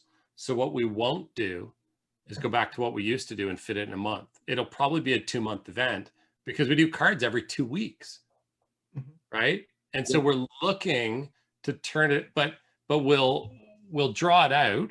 But that means you get a little more time to play in the unplanned stable you get put together in. You'll build new dynamics, right? Ed and Mano have been teams many times. But if we get drafted separately, and then our captain's like, I want you in a different tag team, right? There's so many variables and options that could be really cool for it. And instead of it being like, hey, 2 cards have gone in a month and we're done, we'll play it out a little more. And part of that is about encouraging you guys to continue to play at a pace that's manageable, as opposed to card. Do you guys remember we used to do 2 cards a week? Oh, I do I remember. do. That, yeah. Although you only And nobody complained. No. Like everybody thought, hey, cool. On Friday we do this, and on Monday we do that. Like, but I need you to know there's a reason when we built the power base, it wasn't one commissioner. Makes sense. Yeah. That was one of my biggest rounds of burnout, and I'm sure you both have had that as well, was I was the King of Karma champion, and I was in the Barroom Brawl. And so every week I'm writing like 6,000 words. And then in my off time, I'm writing 6,000 words to defend the King of Karma title, like over that weekend. And I had Stoner Boy come after me. And I think I had Matt McDervish come after me. And I had like legitimate challengers coming after me. So I'm trying to hold on to that title and write these giant epics to advance through the Barroom Brawl as well. Right. And it was just like 2 full months of just writing these novels every single day. And it's also the constant, like, I think you both will agree with this as well. It's a game, but it's a game you want to win. So it's the constant stress of like, is this my best stuff? Right. Here it is. Hopefully it's better than their stuff. Well, it's not so much. So now I got to step it up this next time. And it was just disastrous. Much love to Carnage. Carnage one time, I will always love Carnage for this, not only for being a lunchbox guy, as we like to call him, who is just there and just does a fantastic job. You can build a federation around Carnage. You really can. Because he'll do anything. He'll sell anything. He's reliable. He does a good job. You don't have to worry about him. But Carnage and I were actually supposed to face one time he'd won the right to challenge me for the King of Karma. And I said, dude, I'm going camping this weekend and there's no way I can post like Saturday or Sunday. I'd only be able to post on Friday. Is there any chance we can push this off? He said, yeah, sure, that's cool. That's no problem. And then like the next week, they're like, yeah, whoever's the King of Karma gets to go to the Barroom Brawl. Oh, it's Royal Ryan Scott. And I'm like, well, thanks, Carnage. Off we go. And so it was just one of those things. So I've always loved him for giving me that grace of being like, no, it's cool. Take the weekend off. It's just a game. I'll catch you another time when we get the opportunity. That segues beautifully into another idea for bringing the SS back. Have the competitors negotiate a time to hold the match so that it's in both of their time frames. Obviously, there might have to be some give and take, but yeah, have them negotiate when match fits in for them best. Totally agree. We did that, right? We absolutely did for the Harbinger television title, and I'm appreciative of that. It let me plan my weekend. Right. I had no interest in being like, hey, so it's got RP points and we're going to do it at a time that's terrible for you. Like I don't need my fake imaginary character to have a fake imaginary belt badly that I'm like, we're going to do it on Tuesdays. Unless your name is Tony Robes, and then we're going to do it on Tuesdays. Suck it, Tony. Yeah, I can remember very clearly, I was in a 3-way King of Karma match with Hank Hooligan and someone else. And it was my second King of Karma matchup with Hank. And yeah, I got the win, but I didn't get the win against top-notch Hank. Right. You know, right. I wanted the win against Hank at his best, not Hank who barely has time to post and's going through some shit. Right. We've all had the win where people are like, oh, you beat so-and-so, and you're like, I mean, did I really? Like, I guess in the record book I beat him, but I think we all know the truth. We've all had that moment, right? Rude and I had some great Alan Scott, Johnny Rude matches. When Rude's on, man, it's a skin of the teeth to get past him kind of scenario. And when he's distracted, they're like, oh man, you crushed him. I'm like, right. That should tell you all you need to know. Rude and Royal Ryan Scott have one thing in common. If I knew I had a match coming up with them, I knew that I couldn't go in with my base level of skill. Right. You know, your RRSs and your Johnny Rudes, I had to really notch it up by a significant margin. Just being in matches with them made me a better writer. I totally agree with that. And I would say this too. The one thing I know about both of them is I don't have to bring the creative to the match. I can just bring my sell bucket because they'll bring the creative, and then I'll take it and go, oh, you had this great idea. You're going to get credit for that. Let me turn it into something that works better for me. Mm-hmm. And then put you in the place like you're like, oh, that dick. Yeah. That's the best thing you can do. The only time that I really felt that I had it over from Rude at the start was a post I spent about 2 weeks crafting in my head. And that was the post where basically I pulled the plug on Weedy's kid, have him light up a joint and then stomp it out. Just, nah, this is a kind of pain I don't want to kill. You know, Mav was like, that's the most touching post I've ever read, I reckon. And I think Rude even sent me a message saying, so burying me on post 1 then. That was the first post in a superstar title match right before King of Wrestling. By the way, I do not recommend going into a King of Wrestling having won a superstar championship match off Rude, because you're on the back foot burnout wise. Mm-hmm. I think, and I had a character, obviously in character. I won't give many at the length on this, but I'll give that same cred to Maverick. And I think I've said it a couple of times. He picked up that superstar title, I want to say in like May, maybe late April, the year that the King of Wrestling was in July, August. And he ran a superstar title defense every week right into the finals of the King of, I was like, I mean, 1, I'm going to beat you. And 2, how are you still standing? Mm-hmm. Like, how do you have the energy to get out of bed in the morning? He wasn't facing nobody's, like, he must have had 3 matches against Rude in that run. And he had matches against, I think, Eliezer in that run. Like, you know, people who could write were coming for that belt, and he was defending once a week. And then he gets into the King of Wrestling and he thinks he takes a tough pick. He takes Haley in round 1, Jeez. Right? And you're like, and me, I'm looking at round 1 going, okay, so I want Hooligan because we have history.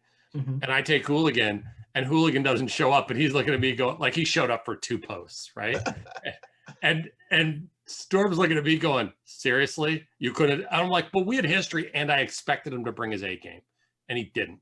But then, you know, we get into the second round and I get maybe Aaron Action. And so that's not an easy win. And then I get Genocide. You got Aaron Action? I got Aaron Action. And then I got Genocide.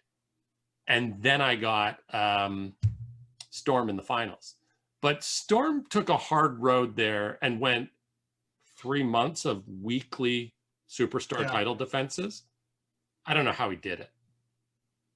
No, it's no wonder that there was some burnout at the end of it. Yeah. You mentioned Aaron Action, and I'll just throw, because I know that he watches sometimes. Fuck you, Aaron Action. Just once, I wish I could have taken a win off you when it matters. Just fucking once. It's easy to fall into You're stupid. You have to type it out lisp. Exactly. That's part 1. But also, they're a good writer in their own right. Yeah. So you have. It's not natural to write in that lisp, so it slows down your creative flow a lot. Right. It does. But I think it is easy, and you guys are seeing it. So if you don't know this, it's not a secret, so I'm going to share. There's no coincidence that you look back and go, look at the quality of the challenge and the match we have with Aaron Action. And then you go, look at all those great plot angles and devices and things that Marlowe sold. And then earlier you dropped the name Deacon Brody and said, if you're not paying attention to what he's doing, like you're missing something, because it's the same guy. Yeah. Yeah, three great characters, right. All of them worth reading. He can just flat out sell. Yeah. And by the way, like Randy's such a good pal and has great connections in the writing community. You know, he knows some people. He's introduced me some people. We've connected on some fronts, and so he just knows what he's doing. When he posts something. So when I tell you guys I don't have time to read anything, you don't put my name in, I read his shit all the time because there's always a chance he posted something so brilliant in it that it's gonna, like, the reason the good guys got over, Gino and I are great at finding a thread and pulling the thread until the whole world goes, hey, that thread's important. But Randy and Ryan are the kind of guys who are like, hey, what if I create this thing and you guys pull on the thread? And Randy created a lot of threads with Marlo that as the good guys, we pulled on.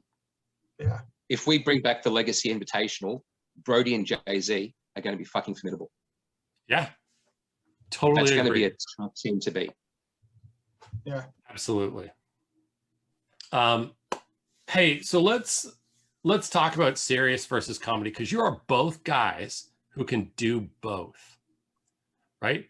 Both of you guys are entertained. I saw a comment earlier from Naked Man, who was objecting to us not calling him Naked Ghost.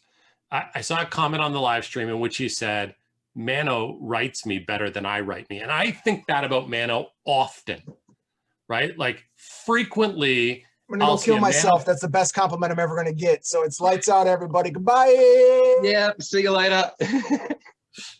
These are things that show up when we really love what we're seeing. I know there are guys that I know that Ryan writes Alan easily as well as I write Alan. I know that, and I suspect that you write Amp as well as Amp probably looks and says, I love when Weedy writes Amp, because you get so close to the character, you see it so clearly. Sometimes a writer gets in their own head and the other writer's like, nope, this is clearly who the character is. So let's talk serious and comedy, because one of the things that makes some of our comedy writers so good is they're really good at parroting somebody else's character into their posts. Yeah, they can add the serious elements in there. Right. Absolutely. You know, traditionally, I wouldn't have seen myself as someone who could do comedy. I could put in a joke or a one-liner. But old school Weedy, very serious-minded. Right. Serious even. I only think I actually really tried my hand at it, you know, basically because I've been corrupted by the Kansas Kid. Yeah, he is absolutely, you know, and inspired that first PSA, which I'm going to write a lot more of. I love writing those PSAs, but I've only done a couple of them so far. But yeah,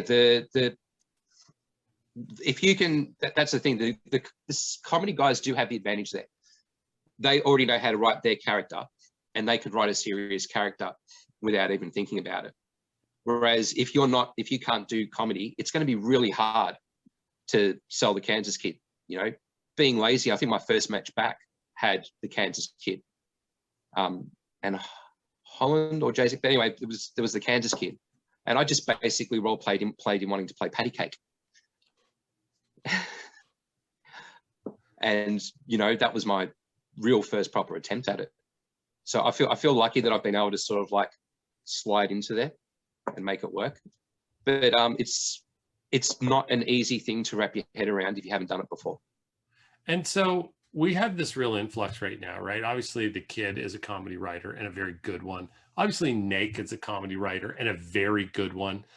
We've got a lot of good comedy writers right now, and there seems to be kind of more people happy to jump to that vein. What do writers who struggle with that, what do they do in the face of having to have those matches and wanting to have this engagement with, you know, I'm certain we've got players who are like, I love when Naked Man posts go up. I'm super entertained, but I'm afraid to jump in because I don't think I can sell or write in a way that works for Naked Man. Or, you know, we probably got some players who've avoided the Kansas Kid, partially because he writes War and Peace every time he writes something. Yes. And yes. Partially because how do I sell somebody like I don't think that way. So how do I sell somebody who does? It's tough for that to play out. What do you say to them? Because you guys have both found a way for them to be like, I want to be in post with your characters. I'd say, one, be very careful about how you do it. Otherwise, you get Tony and Morgana Le Fay all over the place. You know, if you're going to do it and you're going to take it, you know, a way that they might not expect, be prepared to be punished for it, especially in a Naked Ghost situation. Right. I'd be very, very careful about that. I think the epitome of someone to look at Maximum Carnage versus the Kansas Kid. You know, he sold this stupid fucking boner parade, which even I thought was fucking ridiculous. And I didn't like it. He was like, fine, fucking whack, whack, whack, whack, whack, whack, whack, whack. They're all fucking blotches on the floor now. You know, just, you know, beat through their stupidity. You want to be serious, you can do that, sell their comedy, but beat through their stupidity. So I think, and I'm going to throw this out there because it's easier for me to do it with one character than it is necessarily with others. As somebody who had to judge Carnage and the Kansas Kid twice, I can tell you the first time where he tried to play Carnage as a comedy character, he got crushed. Yeah. And I say crushed, but I mean, he did a good job, but he wasn't going to win that match because he wasn't going to win the RP trying to be the Kansas Kid.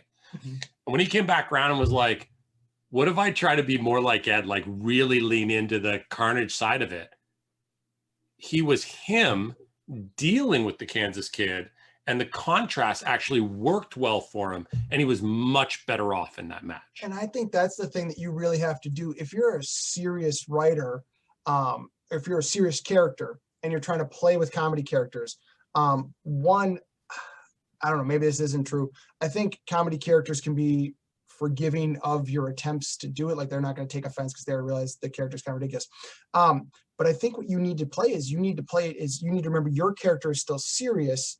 The situation can be funny, and that's where the humor is from the very straight-laced character. Like, in all reality, a lot of the humor of Naked Ghost running around with Man of War and Acid Ed is the fact that these are two more serious people, especially Ed. And he's like, hey guys, okay, so what if I stab someone in the neck? Is that haunting? And Ed's not like, yeah, that's haunting, or now I slip on a banana peel, or now there's two of me. Nothing goofy like that. He's like, you stupid idiot, how do you not get it? But the humor is from him then antagonizing Ed. And Jeff's able to post a more or less serious post with a bunch of funny bits in it without ever corrupting, if you want to say, or mis-selling what Ed does. And I think that's the important thing for a lot of it, is that if you play it, if you know that your character is a serious character and you play it as being serious to you, you can put yourself in all sorts of ridiculous situations, and you can face all sorts of comedy wrestlers. And yet at the same time, because actually, heck, our match, you know, Man of War, Acid Ed, Jay-Z, and Deacon Brody are all four serious characters, and in all, they're more serious than they are comedic.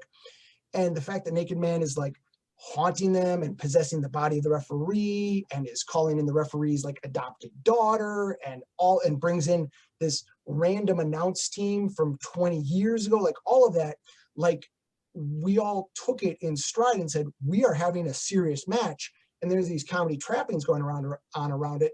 And that actually made it funnier because we're having a serious kick punch match during all of that. Yeah, that's actually links back to one of the notes that I put down here. A lot of great comedy has a straight man. Has that person that is not comedic, is just in the maelstrom and reacting to it. And you be that person. Also, if you're really like, there's a lot of people that have said, it's become a comedy fed. You know, there's too many comedy wrestlers. Seriously, look around. You do have your New Future. You've got your Deacon Brody. You've got your Jonas Sims. You know, there is enough serious fodder out there. If you can't find someone serious to feud with, you're not looking fucking hard enough. You've got a whole storyline about like Techno and Storm, like ready to go out and just murder because of what was done to Riza and what was done to other members of their bloodline. Like, they had a whole storyline where they're like, yeah, it's war now for Tony and for Dawson because of what they've done. And meanwhile, Naked Man's running around as a ghost, and there's the Boner Patrol. But that's really any wrestling show you watch. It should have those different elements. It should have something that's funny. If you want to just have funny, lighthearted stuff, it should have some serious things. It should have some that are just kind of there, but they're world building at the same time. Like, there should be a balance. And I feel like there are enough people that want to keep it serious. Actually, 100% to Brennan's point, there are enough people that keep it serious as well. If you don't want to be in a serious feud, or if you want to be in a serious feud, just look around. Just shove Techno in the back and you'll be fine. Go right ahead, you know? I think there's a couple of things so first of all, I find it a lot easier for Ed then for the character that you guys are laughing at, but I'm not writing in comedy, like a Cole Styles, like when I write Cole, I know he's designed so that you guys can go, man, what a doofus character. Like, I know that. That's the intention. But at the same time, I want him to be straight. Like, he is who he is. He's not the Kansas Kid. The humor is in how other people react to the fact that you can't make him angry. But so it's harder for me to deal with a Kansas Kid with Cole. Whereas when I deal with him with Ed, it's super simple. We can do comedy routines with Ed. He's the ultimate straight man. Like, ha, ha, ha. Look, I'm making jokes about, oh, you punched me in the face. Yeah, very easy. Right. It's funny. Of all my characters, Ed has the least depth and is probably the most loved because he's so easy for other people to go, let me just drop him in my match or pull him into my post, because they never have to go, what should he do? Take a guess. Yeah. Punch me in the face. You got it in one. How do I start a feud with Ed again? Oh, just be in the same room. Oh, okay, Right. cool. Easy. Yeah, it's easy. I think one of the things when we think about just that dynamic of humor versus serious, like I'll tell you, I've been in other feds with Naked Man. Again, I told you guys for like 5 minutes for like a cup of tea. I was in a couple of places with him, and we didn't really have any dynamic going. I think when I was really not new, but maybe my first time in one of the elites in C-Slam, I think I stepped on one of his angles and probably pissed him off. And I didn't mean to. I just didn't know better and have a grasp better. And by the way, the commissioner encouraged me to do what I did without kind of giving me any backstory. And I just saw an angle and grabbed it and stole somebody's angle. And so I apologize in advance if my memory's right and it was him. But what I will tell you is that non-swerve that he did, like, I don't know how Mano feels about it. Ed obviously won't miss him being around. In fact, I have all kinds of great ideas for what I'm going to do after he swerved us. But I will miss the dynamic that we've been playing with, which is we send him out to haunt and he does anything other than haunt. And then he comes back and hangs around like we like him. And the way and I knew he would, the way he picked up and sold on me saying, hey, by the way, what? I heard that and he's in charge when I'm not around. Like, that was so entertaining. I loved it so much. And the fact that he's with the SOSW now and put himself into their banner with be fast to do it. I was so entertained by that. Yeah, I remember reading the post and going, oh, but he wants a sacrifice. Oh shit. Like, because he doesn't want to be in a stable that's too big. And it's like, I was looking at the stable and I was looking, yeah, you can't say no to Naked Man. You just can't. Right. So who's the sacrificial lamb? And we'll see. So how you plays guys out. handle that, how you guys play that out is everything about your angle, right? Like,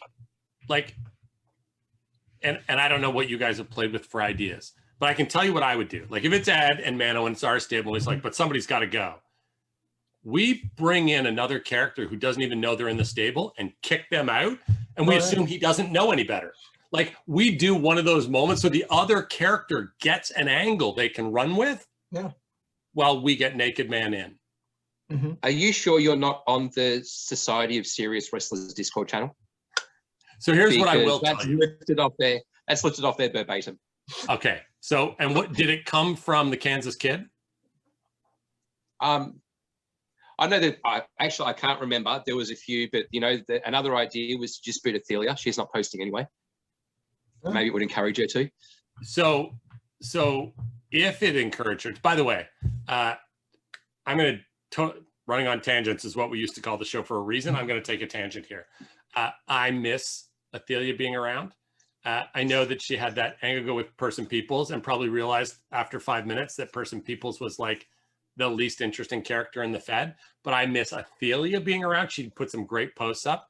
And I also know she wades tentatively into the Discord channel. And I have read the Riot Act to more than one person about that, because I think at least the general channel should be a place she feels comfortable showing up. I like her as a player. So please pass that along and tell her she can just PM me quietly and be like, hey, that guy was an asshole about something that makes me not want to be on Discord. I will kick everybody in the balls to make sure she feels comfortable being around. Yeah. Look, I'm going to say straight up, my sister's got slightly thicker skin. Okay, good. Honestly, she can, and not only that, but she also knows enough about technology. She knows what to ignore. There is a particular like line where stuff gets to that she really doesn't like because of a personal experience, and we all have those.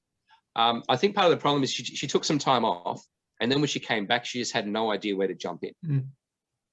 You know, so, I know she spent like 2 weeks crafting a wedding post. She's got an unposted post sitting there for the wedding.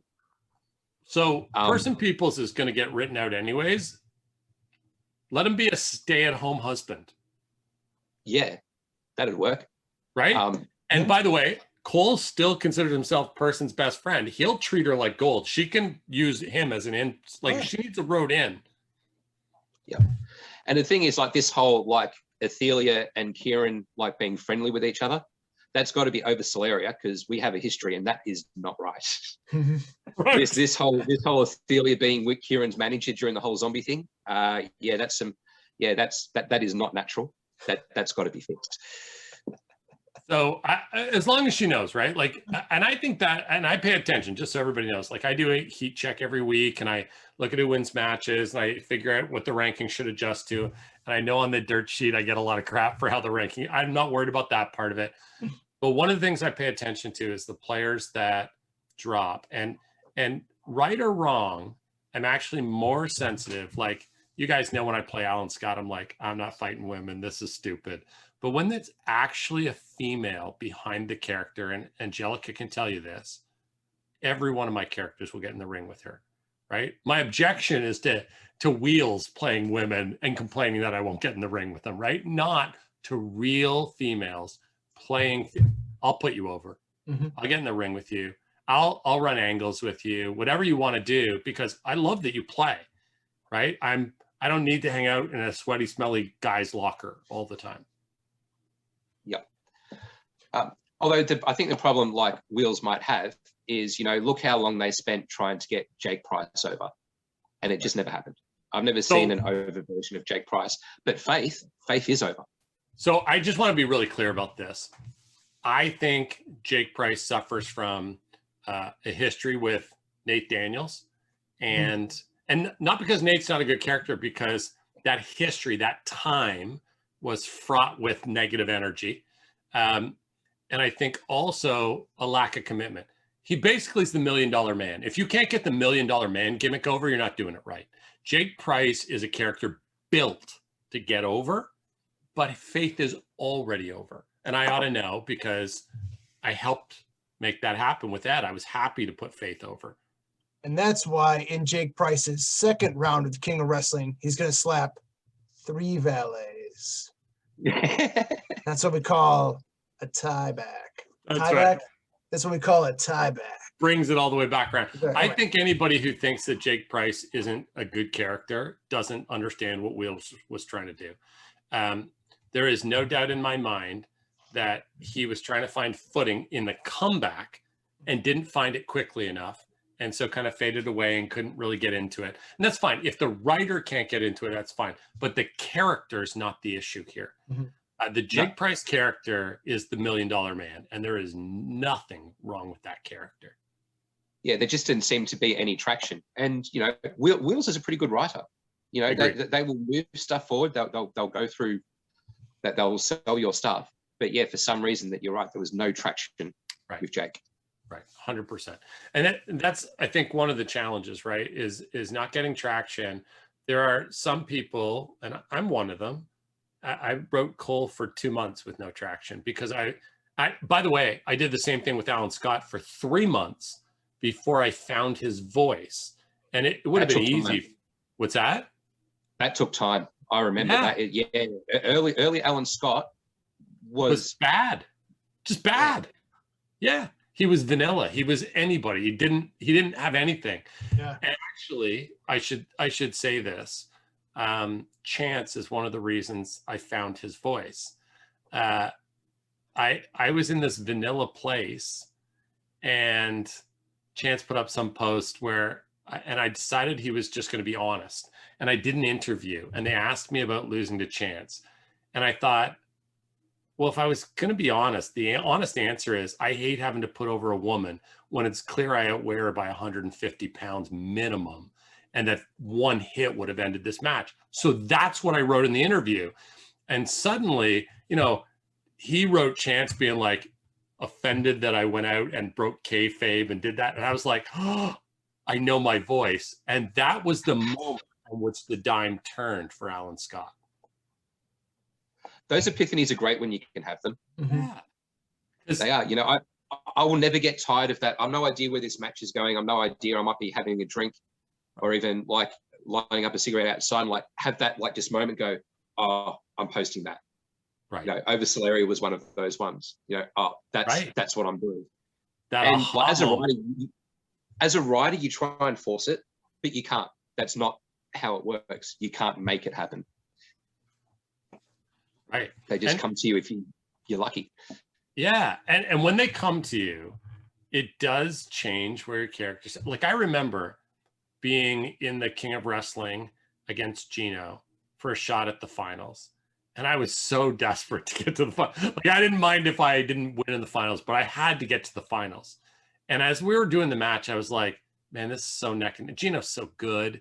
And we're right. And I want to write it, but we can't feud because I'm not ready to split the team because Team SBFF was like my high right then. Mm-hmm. And I really like that as the character. And that's not really who Alan is. Like he loves Gino.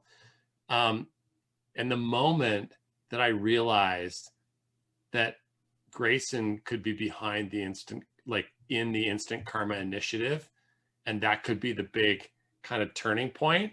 I remember being like, I sat up, I wasn't at my computer, I walked downstairs and started writing. And it wasn't just me. When I posted it, I got again, I can't remember, was it like, it wasn't Messenger, but it was whatever the service we were using at the time was from Gino going, you dick. Like just my wife read it and said, well, that's the match. Yep. Right.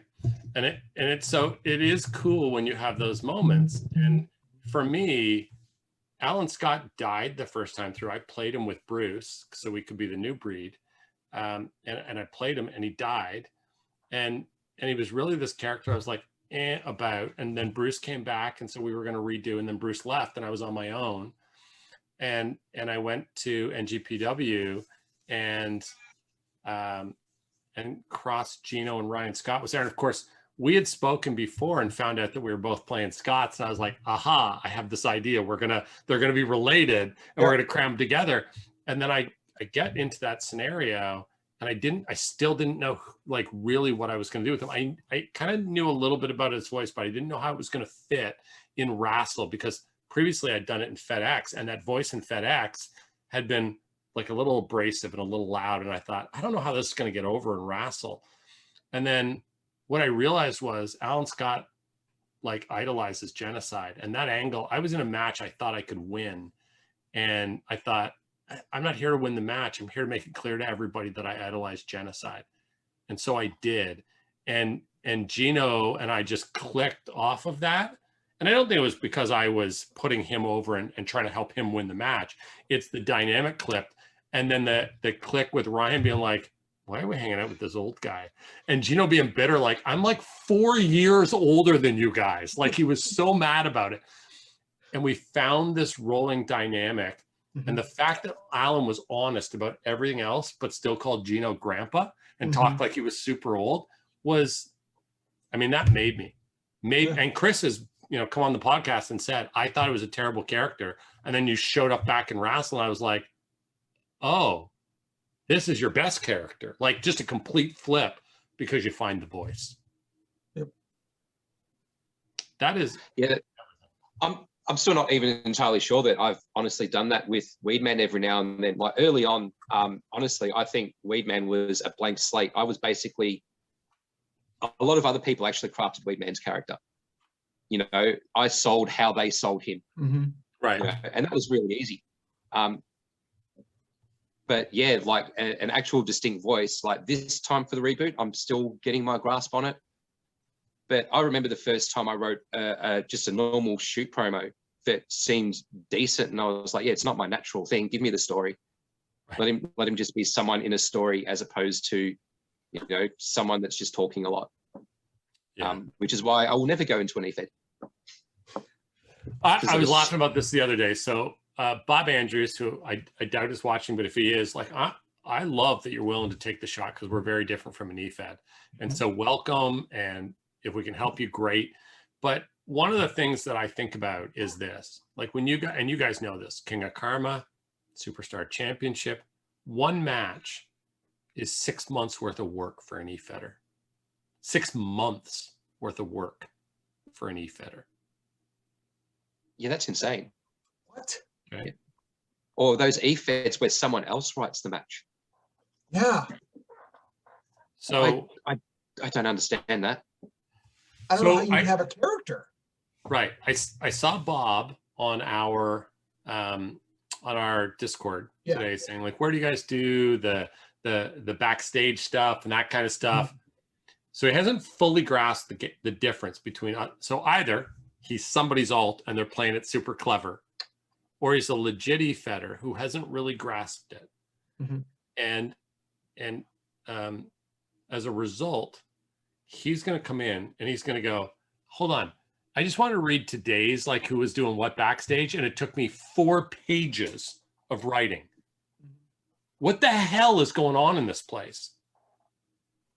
Yeah, I think we need a trainer, for lack of a better word. You know, right. Someone to do a bit of hand holding. Mm-hmm. You know, over on the Discord one by one. You know, I've already raised Max Fabricator's hand up as, you know, probably a good person to have a first match with. Mm-hmm. You know, when he starts posting, I'll help him. A great person.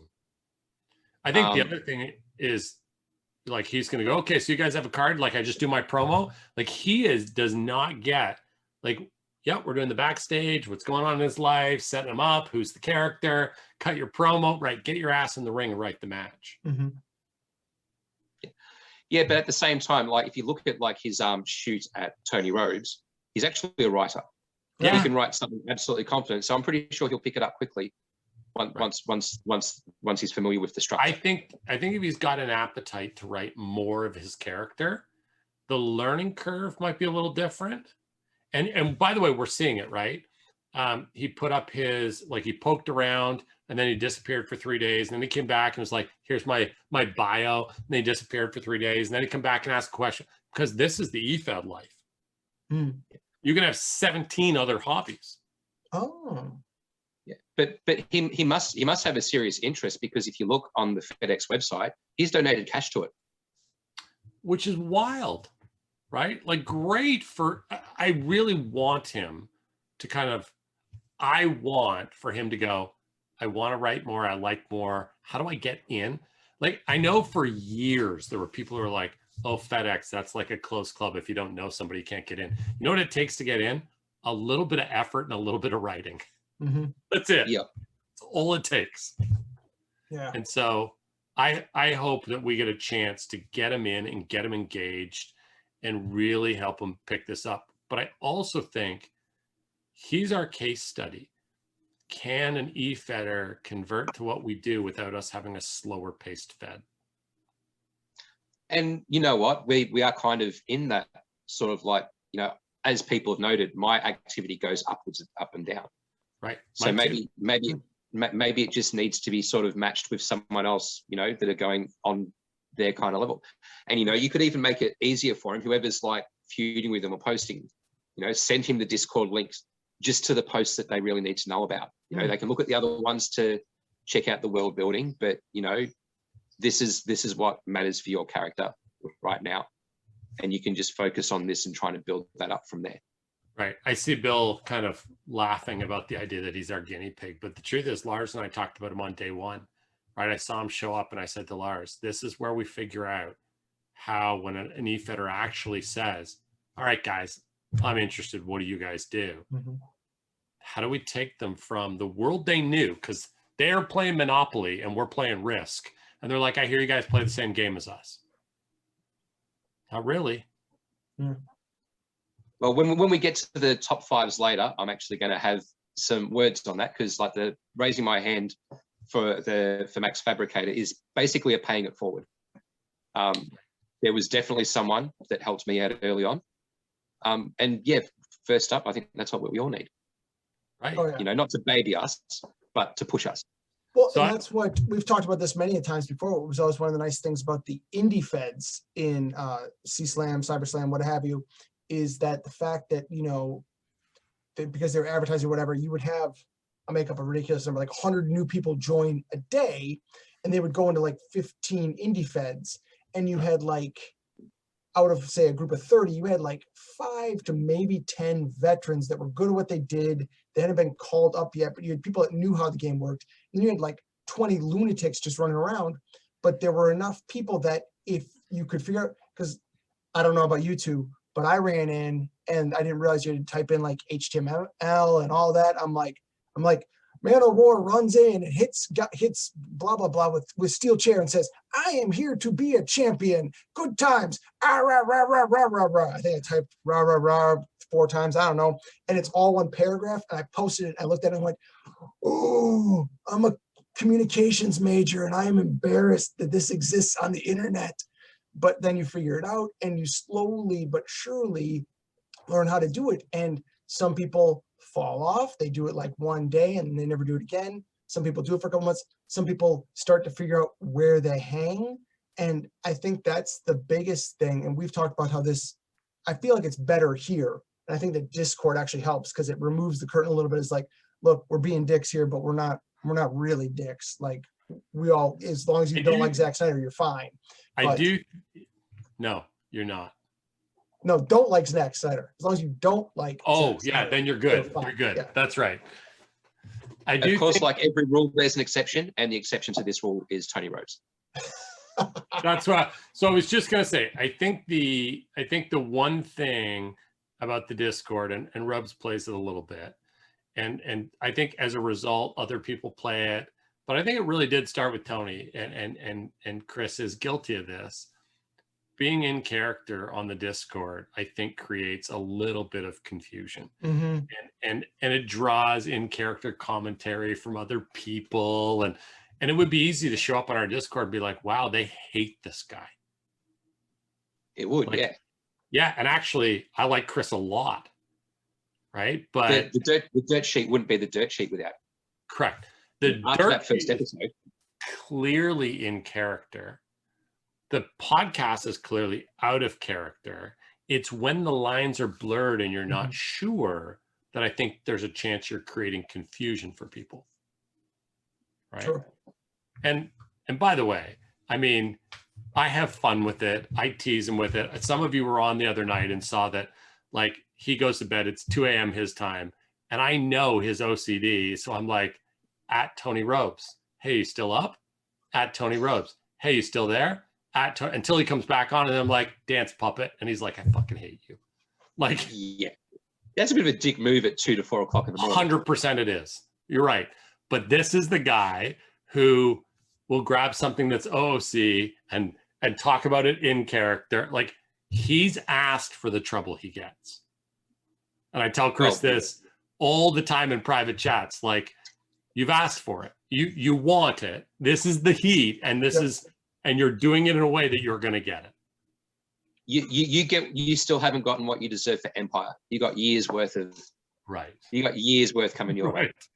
100%. You're going to get buried for Empire. There's no question. Hey, we're running long. I do want to take a minute and talk a little bit about pace. Oh, hey, Chris is up and he's here with us. Let's talk about him some more because it makes him feel good. Is he a bit thirsty? He's a little thirsty, guys. Everybody make sure you've got a big gulp. You know, all kidding aside, it's well documented that he was pushed into doing in character on the dirt sheet. Right. You know, listen, I can find the post where I said, you know what would be great, guys, if you guys did this, and Chris was the first person to go, screw that. Nobody's going to see me do in character. and just fucking nailed it from moment one. Right. And with Kieran Crowe, I've been playing catch up ever since. Like the interaction between us two is brilliant. You know, we had and Lars wasn't warned, but I improvised an argument between Tony and I. You know, so was I talking while you were interrupting, asshole? And I sat there and I said it, and in my head I'm going, gee, I hope he doesn't take that personally. Gee, I hope he doesn't. No, Chris is so good about not doing that. But then he was silent for a long, long time. And I realized he was building up for us. Oh, I didn't realize we were taking turns and shit now. You know, but there's even Lars, you can hear him quietly saying, let him have his turn to speak. Because I don't think that Lars realized that it was just one of those improv moments. But yeah.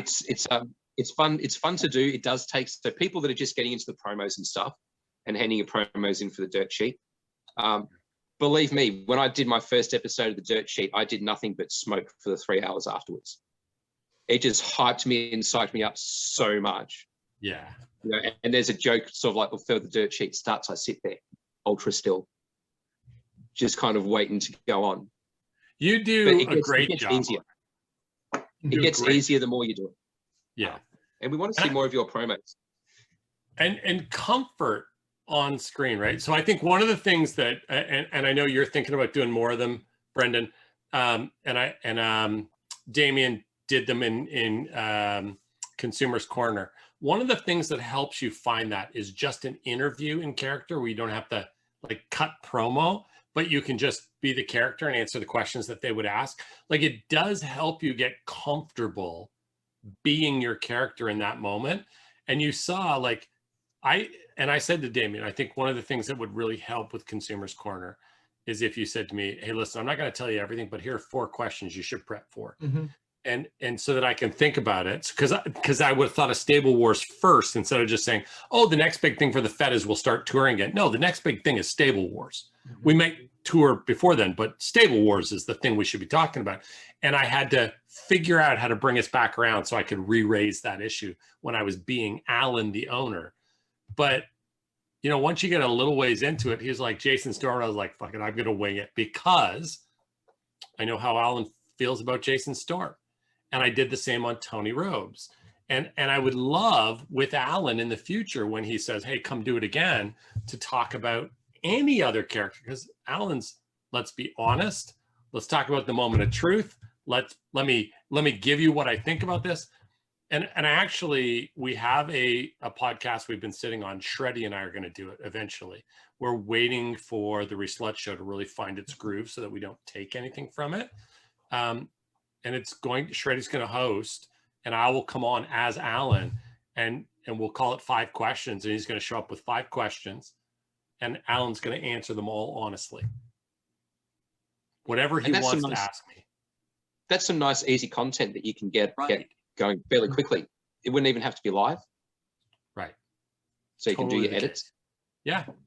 And so like, I think there's great stuff that goes on as a result of getting a little comfortable with the character. I got to say this while we're here. And I think, you know, Weedy, I know you're going to be with me. The Man of War promo was really good because it felt like a backroom old school guy saying to the boys in the back, oh, you don't know us? You're going to know us. Like, that was so good. Oh, it was. The Man of War was fantastic. But I can understand why a lot of people, you know, yeah, I've done all right. Yeah, I've done all right. And then Vought appears. Yes. Silence! Look at my mustache. Oh my gosh. Like, okay, so let's be clear. This is where the comedy just outdone. But I mean, Mano got into a fight with Naked Man. Like, it's true. Yeah, if it wasn't for that would have been the cut of the day. If it wasn't for Vought. You know, by the way, argument. I want you guys to know. I think the new future, the next time they get a match, will have the best promo. Right. And the reason I say that is I have a super good idea. And I know when I give it to Matt, he's going to run hog wild with it and make it better than I think it's going to be. I don't know if we can beat the mustache, which really Magnum TA's mustache was all world. Fantastic. But it's going to be fun. No, I got to say, I just want to plug in real quick. I love the dirt sheet. It was the second real time I've gotten a chance to watch it. I love, because someone had mentioned as well in Discord that they find staying engaged in the Fed easier with things like the Ruslet Show and like the Dirt Sheet, because it's in character and it kind of keeps you up to date on what's going on if you haven't had a chance to read through the backlog of things. And that is really nice. It was really cool to just kind of sit, because like I was playing Mario Kart with my kids and listening to it on my headphones, because my kids aren't listening to that. Yep. Watch your mouths, guys.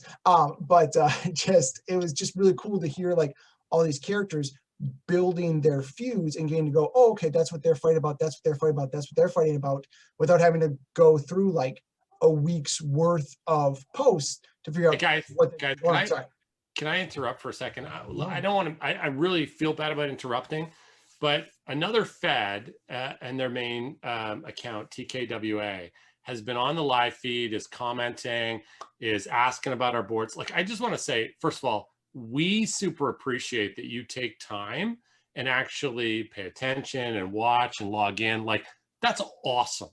And I know one of the things you said is, hey, come check out what we do. I'd love to. Drop the link in the comments. I will find it. We will find it and at least go take a look at what you do. But at the same time, I love that you're willing and interested to know kind of what we do. There's a bit of a question going on. I don't want to derail the podcast and just talk about that, but I will tell you, man, we would love to have a conversation about it. Even if you've got somebody in your Fed who's kind of the Fed head, and if they want to come on to the podcast with me on another week and talk about what you do in front of our audience, I'd love to have you on. Like, ping me and let me know. And at the same time, I'd love to make it a little clearer to you, because what we do is very different. And yet at the core, we all still want to tell story and write story about our wrestling characters. So there's a lot that's very similar. That's right. So 100%, I love that you're around. I appreciate that you're commenting and not just lurking in the background, although I love that you lurked as well. And if you want to know more, or you want to tell us more about TKWA and why we should be interested, hit me up. Come on the podcast one night. Let's have a conversation about it. It better not stand for the Kansas Wrestling Alliance, though, because I'm already pre-out. I can't. If this is all a scam by Kansas Kid. I can't read 4,000 word posts about boners just constantly. I'm sorry. That's right. Sure, no Bone Crusher. I can't do it. I know I speak for a lot of people where there is an interest if there's a way that we can make it work without too 100%. much of a case of butt hurt. We'd love to do some kind of inter-Fed angles with some other people. Yes. But it can't be with someone that insists on I actually sell the golden rule as a lack of restriction when I advertise Federation X. You don't need to, limit yourself. So by the golden rule. Yeah, one of the things that'll happen, I think it'll be a little challenging. Mikey pings me every now and then. We talk about stuff. I really like the guy. I'm glad he came on the podcast with me. I'll love to have him back in the future and talk about some other stuff. But when we go into classic wrestling, we're just going to, hey, anybody who needs it, here's your consent. Do whatever you want with my character. Just make sure I know so I can sell it. Mm-hmm. Yeah. That might be the best way to actually sell. 100%. If I show up tomorrow and you used a shrink ray to make my legs only a foot long, I will sell the hell out of that crap. And then Mikey Mikey unlikely will kick that person out because that's not the serious Fed that he's aiming for. Correct. 100%. But we're down with that. And so TKWA is just saying, hey, I'm down with inter-Fed stuff. I've been reaching out to various e-Feds. Hey, just know we are happy to do it, but we play really differently. And so do your research, make sure your players will like it, that will be a fit. But know that we're happy to do it. We love the idea. If we could promote and your guys invaded for a week and then we came to your Fed for a week, or you guys play a little slower, so we have to come a couple more times over the course of a month, like no problem. And then we set up a big card and half the matches are the way we do it and half the matches are the way you do it. Like, we're down. We are the Fed that, we offend lots of people. We're not shy about that. And so make sure you send your people with thick skin, but we are down. and happy to do it and happy to sell and happy to engage. Go ahead. It made me laugh when you said, oh, if you send some of your people and it's going to be a little slower because you do it, because you kind of stretch it out.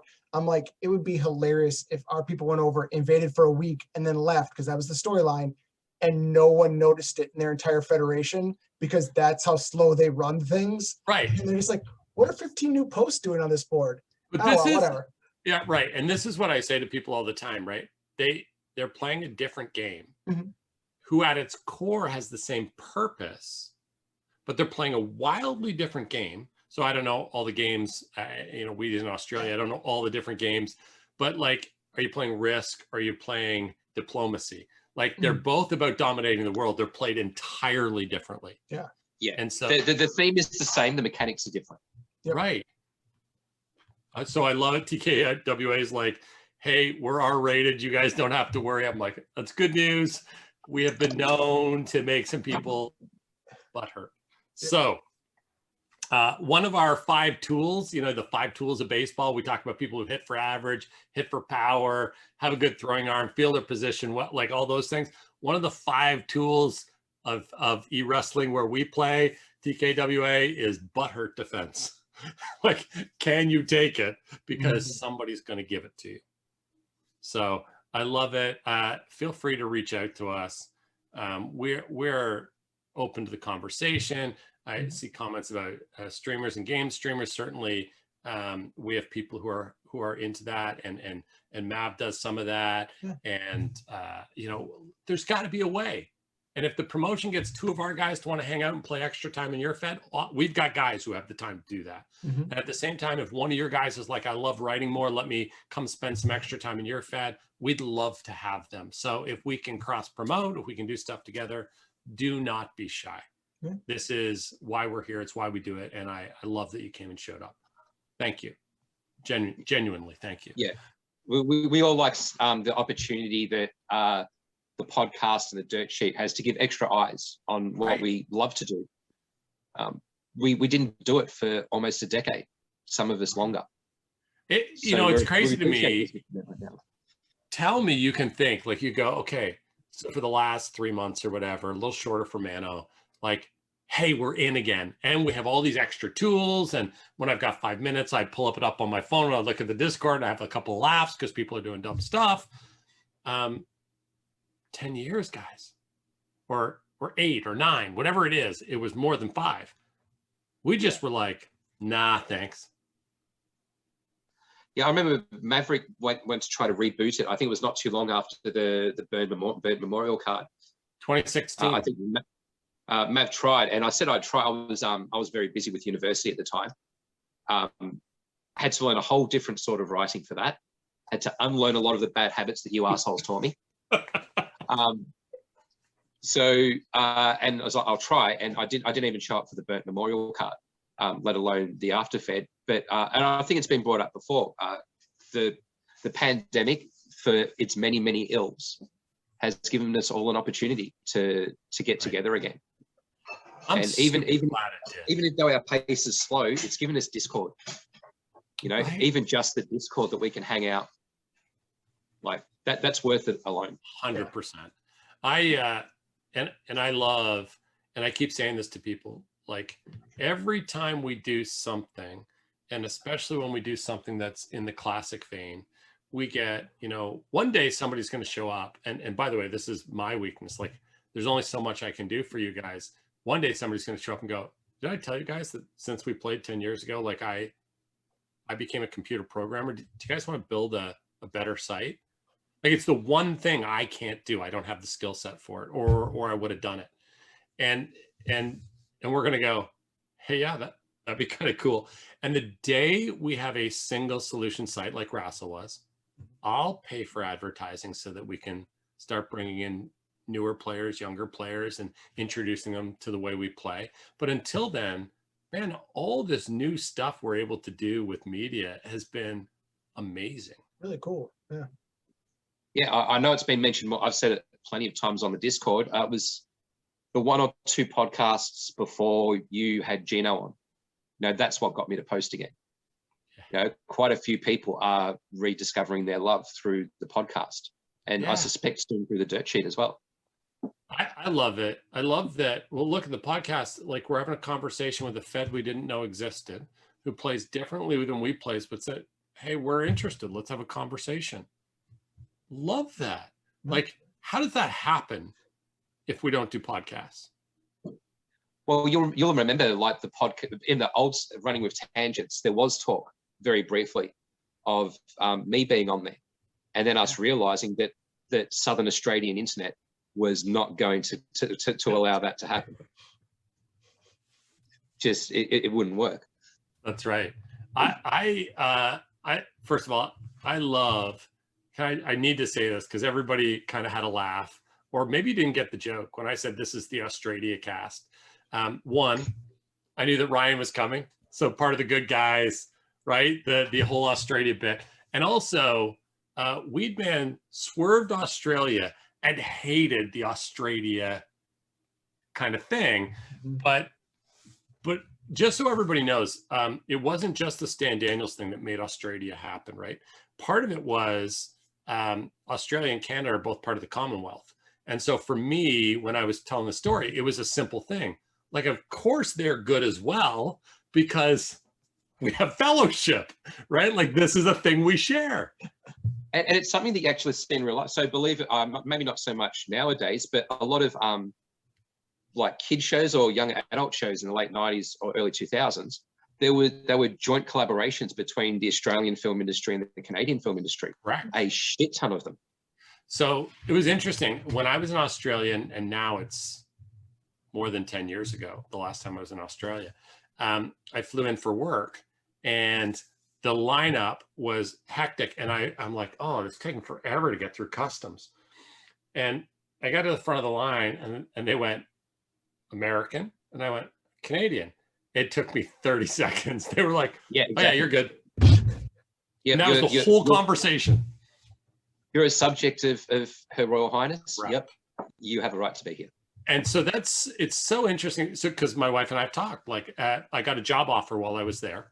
I was doing work with one of our local offices, and my wife said, I called my wife and I said, so they've offered, what's your level of interest? And our children were young. And my wife said, like, I don't know that it's like, I love the idea, but our children are young and they're in school. And so we opted not to take it, but I am a big adventure guy. So one of my sons grew up and was like, he's been to 70 countries. Like, he works a job that lets him work anywhere in the world. And so he loves it. And right now, because of COVID, he can't travel. And it's the worst year of his life, right? Like, he's been everywhere. He was in Albania until November. Wow. And then because everything was shutting down for the second time, he had to come home. And so we thought long and hard about going, and I looked into it. And it was very clear to me while I was looking into it, Brendan, that it's more difficult for other people to emigrate to Australia than it is for Canadians. For Canadians, at least back then, it was not as difficult to become an Australian and move to Australia. Like, I was prepared. At the risk of turning the podcast into something too political, we do have a group in federal power who have largely been in power for a long time that play scaremongering tactics, fear-mongering. Yeah. And that's their base. And so basically, an example would be these big campaigns about stopping boat people, which is people that came here on a boat.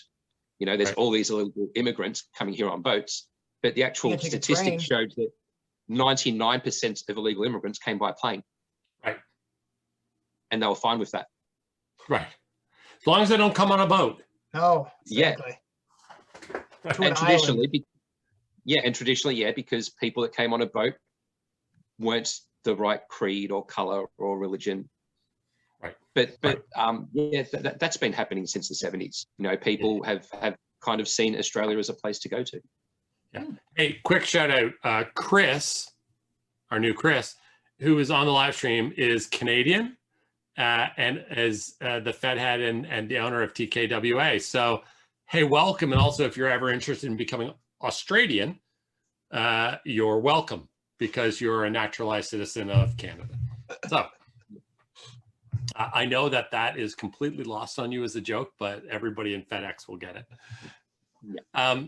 Hey guys, we've definitely run this one long. We've got a great stream of people. I see Athelia on the stream right now. I didn't realize she was there. I'm glad she's here with us as the stream goes on, so that's awesome. I'm pleased. We're going to have to cut so much of our subject. Yeah, I've we'll got have to do it things prepared and bullet points for stuff. We're going to have to do this again at some point. We'll have to we do haven't it even again. really mentioned Gino. Right. Weedman versus Gino, or Weedman versus Rude. Right. You know, not even touched on. So let me just tip you, because you said Weedman versus Rude, and I know that last podcast you were on the live stream talking to Rude and giving a little banter back and forth. There was a little heat building as soon as he showed up. Monday night, I'm going to do an abnormal timing for podcast because it's Rude's day off, and I'm going to have Johnny Rude on. Oh, nice. Oh, that'll be awesome. I look forward to that. Yeah. I know one of the things that who would you like on, and it would have been Rude, honestly. Yeah. And yeah, so I'd we love haven't to hear how he looks at the tested technology pieces yet, but I will invite all of you to participate. And I'll remind everybody, we keep giving shout outs to how much the podcast and the dirt sheet and other things are helping generate interest and get people back in. And all of this happened because of Rude. His birthday passed, and he said, you know what I'd like more than anything? Let's do a podcast. And that's when all of this started again. So if you catch him in character, you can give him all the heat you want. Out of character, you need to give him a thanks. It's a shame I won't be there to see. I'll watch the replay, but I won't be there to see it live. That's during my work time. Yeah, unfortunately. And I'm pretty sure I get my ass kicked if I just ignored my classroom just to watch a podcast. What are you doing? This is super important research. Just read your book. Yeah. All right, let's talk top fives, because one of the things that we came with, and this might be more you, Brendan, than Matt and I, because I didn't give Matt prep on this. But because we can't go forever, let's talk top fives. And one of the things that I want to ask is, hey, will you tip your hand? Like, do you have your top 5 ideas for the chickens that you haven't been able to use? I do. I've got my top 5s all set up. We'd love to hear about I do just want to give our viewers a quick peek before the curtain, before we hit our top 5s. Jeff is so much of a fucking troll. He's given me this awesome document about all the stuff that we're going to talk about. And at the very end, it goes, our apologies on behalf of Royal Ryan Scott, who was supposed to join us, but just couldn't be bothered. Maybe next time. So yeah, in his prep work, he set it up so that, you get it, you asshole. So that you would be certain that it was going to be another troll and he wouldn't show up. Yeah, like you guys nailed it. I'm glad that he could join us, because we had a really good combo. Been fantastic. I loved it. We had this ready to go last week, and when you couldn't do it, I messaged him like, hey, we're off, but keep next weekend open. I'm like, all right. And then he's like, hey, yeah, me and Weedman are going to be on. I'm like, is this the weekend you wanted me to pop in? That's great. All right, so we've got 2 top 5s. Let's go through the top 5 ideas for the chickens that I haven't used. Number 1, as Kieran, the Society of Serious Wrestlers. I think there's some very interesting ideas that I could do with that. Number 2, both versions of Naked Man. Naked Man from the future and Naked Ghost. I think I could do some really good things with that one. Number 3, the power base. Traditionally, I've been very anti-authoritarian, although there hasn't really been need for it lately, but the power base has got some interesting options there. I love that one. Number 4, Eliezer and Max as I'm frying chicken. Like, just have some chicken in the fryer and do chicken shits while I'm frying. All right. And the number 1, the best idea that I haven't been able to do with the chicken shits is all the inactives Weedy ate when he was a zombie. I love it. Yep. I love it. I love it. Oh my gosh, I love it so much. Hey, if you're still on the live stream, and it looks like we've still got a pretty good number of people out there watching the live stream, before we get to another top 5, I want to ask you, what round of the Federation X Fantasy Legends draft do you think Weedman Kieran Crowe is going to get drafted in? Put your answers in the stream. I wanted to do a poll, but it wouldn't come out. So put it in. I want to know, what round is he going to get drafted in? 1, 2, 3, 4, 5, or higher than 5? Or I don't think he's going to get. He's not as good as he thinks he is. And by the way, make sure you put your name on it if you think that's the answer. Hey, we have 2 already. The very first 2 both said second round. That's a top 8 pick. Nice. That's a top 8 pick. See, myself, I was expecting top 25. By the way, just so you know, the first person to say later than top 8 is Gino. Oh, of course. Of course. Gino said third round, and then and I can't let this slide because this is in character, I'm sure. Athelia is like 6. Oh, throw in the shade. If only she That's could right. propose. I love it. There's tons of answers. I love that you guys are throwing out answers, because I know that that Brendan will get in there. He'll do a review. He'll get a look. There might be a little white heat that happens because of this. I'll definitely check it out. That's awesome. All right. We have another top 5. So let me ask this. Top 5 characters you think Max Fabricator would draft that aren't otherwise going to get drafted? See, I had a bit of a tough one with this one, because I was like, once I remind the person of this name, maybe they will get drafted. Maybe they get drafted, right? Maybe it moves them up the board. But so number 5 is someone that should be drafted. But let me pause you there. I've jumped in to say, no matter where you get drafted, the chickens are going in round 1. Oh, the chickens are way more over than I am. Absolutely. And suddenly that's the most popular thing in the live stream. And it makes me sad that they're cancelled until Entropy and Eliezer, are made to hold to account for their crimes. So all cinder blocks, all complaints, all threatening letters should be sent through Max's the 180 proof through the window. Right. Yep. Gotcha. Yeah. If you've got a problem with that, go see Max very loudly. I love it. I've got to admit, I'm not really a swerving kind of person, but doing that at the end of the dirt sheet was so satisfying. Just like, here are the chickens, and fuck you all, you don't deserve them. That was so funny. It was good. It was really good. Okay, give us your answers. What do you got? All right, so at number 5, Deadline, one of the best writers I've ever come across, and I was surprised they weren't in the list. They are not in the draft pool list. That's a good choice. And one of the people, like, not only could I, not beat them, I had trouble being competitive against your deadlines. Deadline just shat all over me. Number 4, and don't get me wrong, I loved him. He was my protege for a really long time. High Flying Hitman. Yes. Like, he was a good seller, but I saw High Flying Hitman on the list, and no disrespect intended, but he's there and Deadline's not. So here's why he's there and Deadline's not. He had a Federation X run and Deadline didn't. That makes sense. But yeah, High Flying Hitman was actually a big part of my first King of Carmel too. So that was good. Number 2, the 2-ton terror himself, Obese. Obese. Good choice. Max Fabricator and Obese, that was probably Max Fabricator's best feud. We played off each other really well.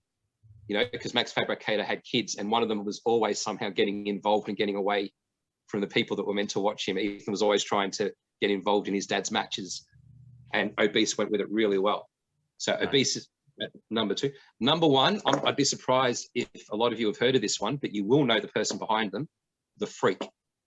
Either of you come across the Freak? No. I think it might even be an underscore. That's why. If you're an underscore, I'm not reading. I'll tell you the story of the Freak. When I was first in TWF, this was a guy that took me under his wing, saw some promise, and just gave me like a 2 or 3 week mini feud, you know, where, you know, he basically schooled me in selling and stuff and smacked me back down when I wasn't selling properly, and, you know, encouraged me to have good ideas, and we'd post backwards and forwards to each other. Yeah. A really good Fed trainer, and that was Dr. Smith in a mask. Ah, okay. Wow. And yeah, just without the freak, you know, probably wouldn't have, you know, as good a weed man as we currently do, you know, all the way back in TWF. And I remember a few months later, I was slumming it in the Fed with Max Fabricator, and I saw him pulling the same shtick with another newbie. I was like, man, you're a god for doing that. You know, every Fed needs that person. That's right. The value of the guy who finds the newbie and goes, we're going to have a little run because there's some things you need to learn, is huge. Yeah. And I've never come across anyone better at it than them. Yeah. Wow. And I think when you're doing your drafting, you know, looking at the whole dynamic, you need someone that can roll with new guys, because we want new guys. I think so. You know, you don't want someone that's got 30 I made people quit scalps. Max. You know, that's fucking stupid. Ed, like, I'm throwing stones at Bill, but I did the same thing. So yeah, you're right. And it's true. That's top 5. That's a great top 5. Number 1. I like what you did, and I like that, you know, you dropped names. We knew them. Some of us have worked with them, and you're right. They were not necessarily the ones that were. I mean, I can admit, even Deadline, who I know is a good writer, and I 1 or 2 matches, but never like long runs in the same Fed, wasn't on my radar. Deadline is one of 2 people to have a longer King of Karma run than I do. Who's the other? Haley, believe it or not. Bloody Haley. Yeah. Yeah, totally see that. That's completely believable. All right, let's do a couple of quick fire questions to wrap up. And while we're doing that, let's put a call out to our live stream again. If you're still on the live stream, if you'll throw for me the name, either Crowe or Mano, and you'll tell me which commissioner you think pulls the trigger first and takes them, let's get a little bit of a poll going. So, you know, just put Crowe dash Grayson, or Crowe dash Maverick, or Mano dash Grayson, or Mano dash Maverick. Specifically, because obviously we could say Ryan, but I'm going to say Mano, and I'm going to say Kieran Crowe. That's the quiz as we're closing out. And then let me ask you guys some questions, kind of rapid fire style, as we close out. So first question, you get to do a future draft, because maybe we'll do some more in the future, and come in with your, you know, whatever your commissioner character is. You're building, and you get, like we do, you want somebody you've played with. So you're not drafting on name, you're drafting people you actually know and played with. And you get the first overall pick to build a Fed. Ooh. No prep time to think about it. Who do you take? I take Strife. Okay. Strife in his prime. Yep. I know that there's people that, you know, I might have been able to get him at a bargain, but I make sure I get Strife. Yeah. The person that can sell you better than you. Right. He is one of the guys we give credit for that a lot. Mm-hmm. I hate Strife in his prime. I hate him.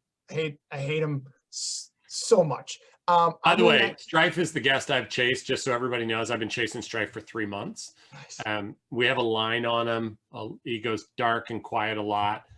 We're not without hope that one day he'll go, yeah, I'm interested again. And he'll come on.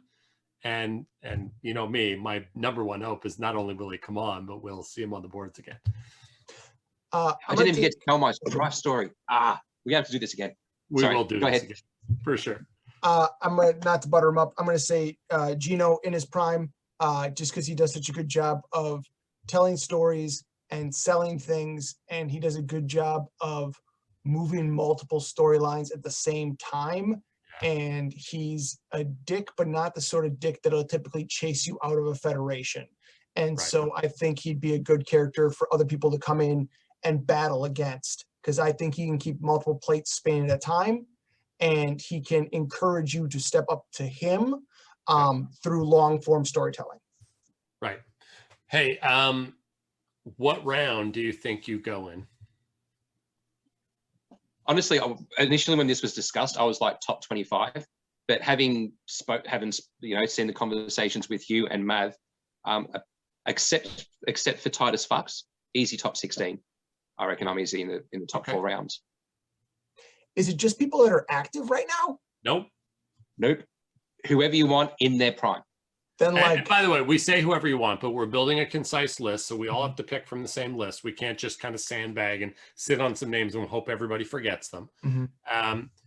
We get them in their prime, so at their best, right? So your best is Mano. That's what we get. And so the question is, where do you think your best is Mano is going to land? And remember, who's drafting, right? It's Titus, who probably has the least exposure historically. It's Maverick, Grayson, and Lars, who we've commissioned all the way back into the slam. Right. So if you could take anybody though, and in the prime, I'm going to say round 5.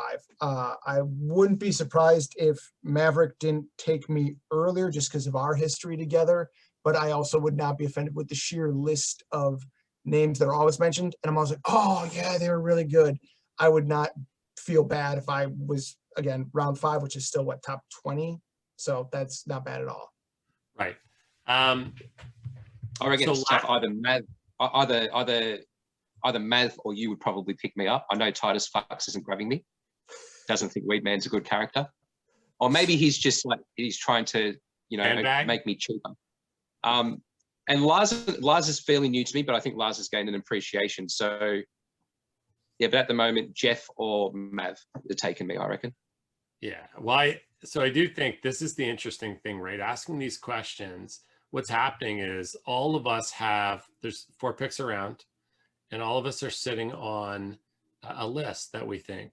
And every time this happens and we talk about guys like you, and the rest of us start going do I need to bump them up because everybody else is going to take them before I get them? And so the game of the draft starts to play. And I've been really transparent, right? I'm going to pick people I played with, so I'm not picking on name. So I didn't get to play, I saw them play. I read their posts, but we weren't in the same Fed. I didn't play with Baby Bubba. So I know he's a C-Slam icon. I tell you up front, the rest of the guys want to sandbag him. I'm not going to pick him early because we didn't play together. And I'm going to pick people I played with that I know I'm going to have fun with. And that's not a knock on him, but I'm not drafting on name. I'm drafting on experience. And so that's a very different draft. Honestly, Chris could go out and be like, I have the list of what you guys told me were all the C-Slam legends. I'm just going to pick them. And he'll get them all before I get them because that's not my priority. I think Maverick is the same. It looks like he's just basically building NGPW in its prime. Which was a good Fed. That was a good. Right. So one of the things you guys will find out is on the dirt sheet. So, Brendan, you'll be on it. When we do the dirt sheet the night before, or the week before, I think it might be the week before. When we do the dirt sheet, you're going to have all the commissioners on. You're going to find out 2 things on that dirt sheet. One, what Fed we're drafting for. And so in the context of this draft, FedEx is the brand like WWE is, and nobody's drafting for FedEx. Everybody's drafting for some federation from their past. So you'll learn on that dirt sheet, what is the brand we're going to draft for? And then 2, live on that dirt sheet, you're going to find out what our draft position is. Ooh. Have you worked out whether you're doing a straight draft or if you're doing reverse snake order? Or you're going to do snake, right? So if you come out 1, you're going to go 1, 2, 3, 4, and then 4, 3, 2, 1. Yeah. Right. Yeah, that seems fair. Yeah. And so, I'm up and down. Would I like to get number 1 overall? Sure, I would. But if you gave me number 4 and I could have 4 and 5 back to back, that's also not a bad position to be in. Yeah, you can get some good picks there. I almost would rather have 1 or 4 than the other 2, just because of the strategic implication of taking people back to back. So I think we're going to have some real fun with that. I think that you can already see there's some speculation out there about who's going to get picked what. Will it be CCW? Will it be CWA? Will it be NGPW? Will it be the MAW? Like all the people who knew us as commissioners historically are already guessing. I think that's part of the fun. We want to give you guys some stuff to think about. And the last thing I'll share before we wrap up is of Terror. So Mike has come and said, hey, I still have this old program and I think I can run it so that we can run other drafts for, now he has to be on to do it. But we wanted really badly to find a software where you guys could mock draft like we're going to draft. So you could do, you know, the pre-drafts or whatever, so that in future I could come on with Brendan or with Matt and say, let's talk about your draft. And you could tell us about who else was in the draft and who you picked first overall. And we'd have so much content to talk about, which I think is part of why we do these things, is to build content, right? And so I love that Of has made that available. And I am excited about that and looking forward to it. And so I think, you know, I'll talk to Of this week about when we can get him the list and when he can get the list in. And then we will make it available for you guys to, you know, figure out what works with Of in terms of timing, because it has to be run off of his computer because that's where the software is. And you guys can kind of grab groups of 4 people and go do a mock draft. And that'd be pretty cool. Yeah, I think we'll have a lot of fun with that. Yeah. And by the way, we already know this won't be the last draft. This will be the first draft. So we know that we will do it. And what we'll do is we'll shift. And what we mean by that is we'll shift the time periods. What we want to do with the drafts is line them up to the periods of time when inactivity is normal. So we'd like to do one in the summer and one at Christmas, because those are the 2 times where we stop posting. And if we do the draft at the end of that window, it'll re-engage everybody's interest to come and watch the draft and then be ready to get back on the boards. That's smart. That's a great idea. I love it. Yeah, so could be great fun. All right, so with that, guys, thank you. So we will do this again. This was great. So many things, Brendan, that we plan to get to that we have not gotten to talk about. We have not touched so much. So true. So we'll come back around to it. Hey, you guys, I'm cutting my promo already for the dirt sheet. Here we are. Love it. Just in the dark. Just turn on the light switch, you guys. Seriously. Yeah, that's right. Somebody pay for Gino's electric bill. What's going on? I get it, but still. Thanks for joining us, Ryan. I actually feel privileged that he got you on just for me, and I'm really wrapped. I'm privileged to hear he swerved you just to make me feel special. I appreciate that he went to that much trouble. It was great to see the both of you. It was fantastic to be here, everybody. I'm glad to be back in the game. It's fun. Awesome. Thank you, everybody, for being out. Guys, thanks so much for doing this with me. Everybody have a wonderful rest of your weekend, and we will talk to everybody. Actually, we'll see everybody tomorrow night when we get the Slut Show. See you, everybody. Good night, everyone. See you guys.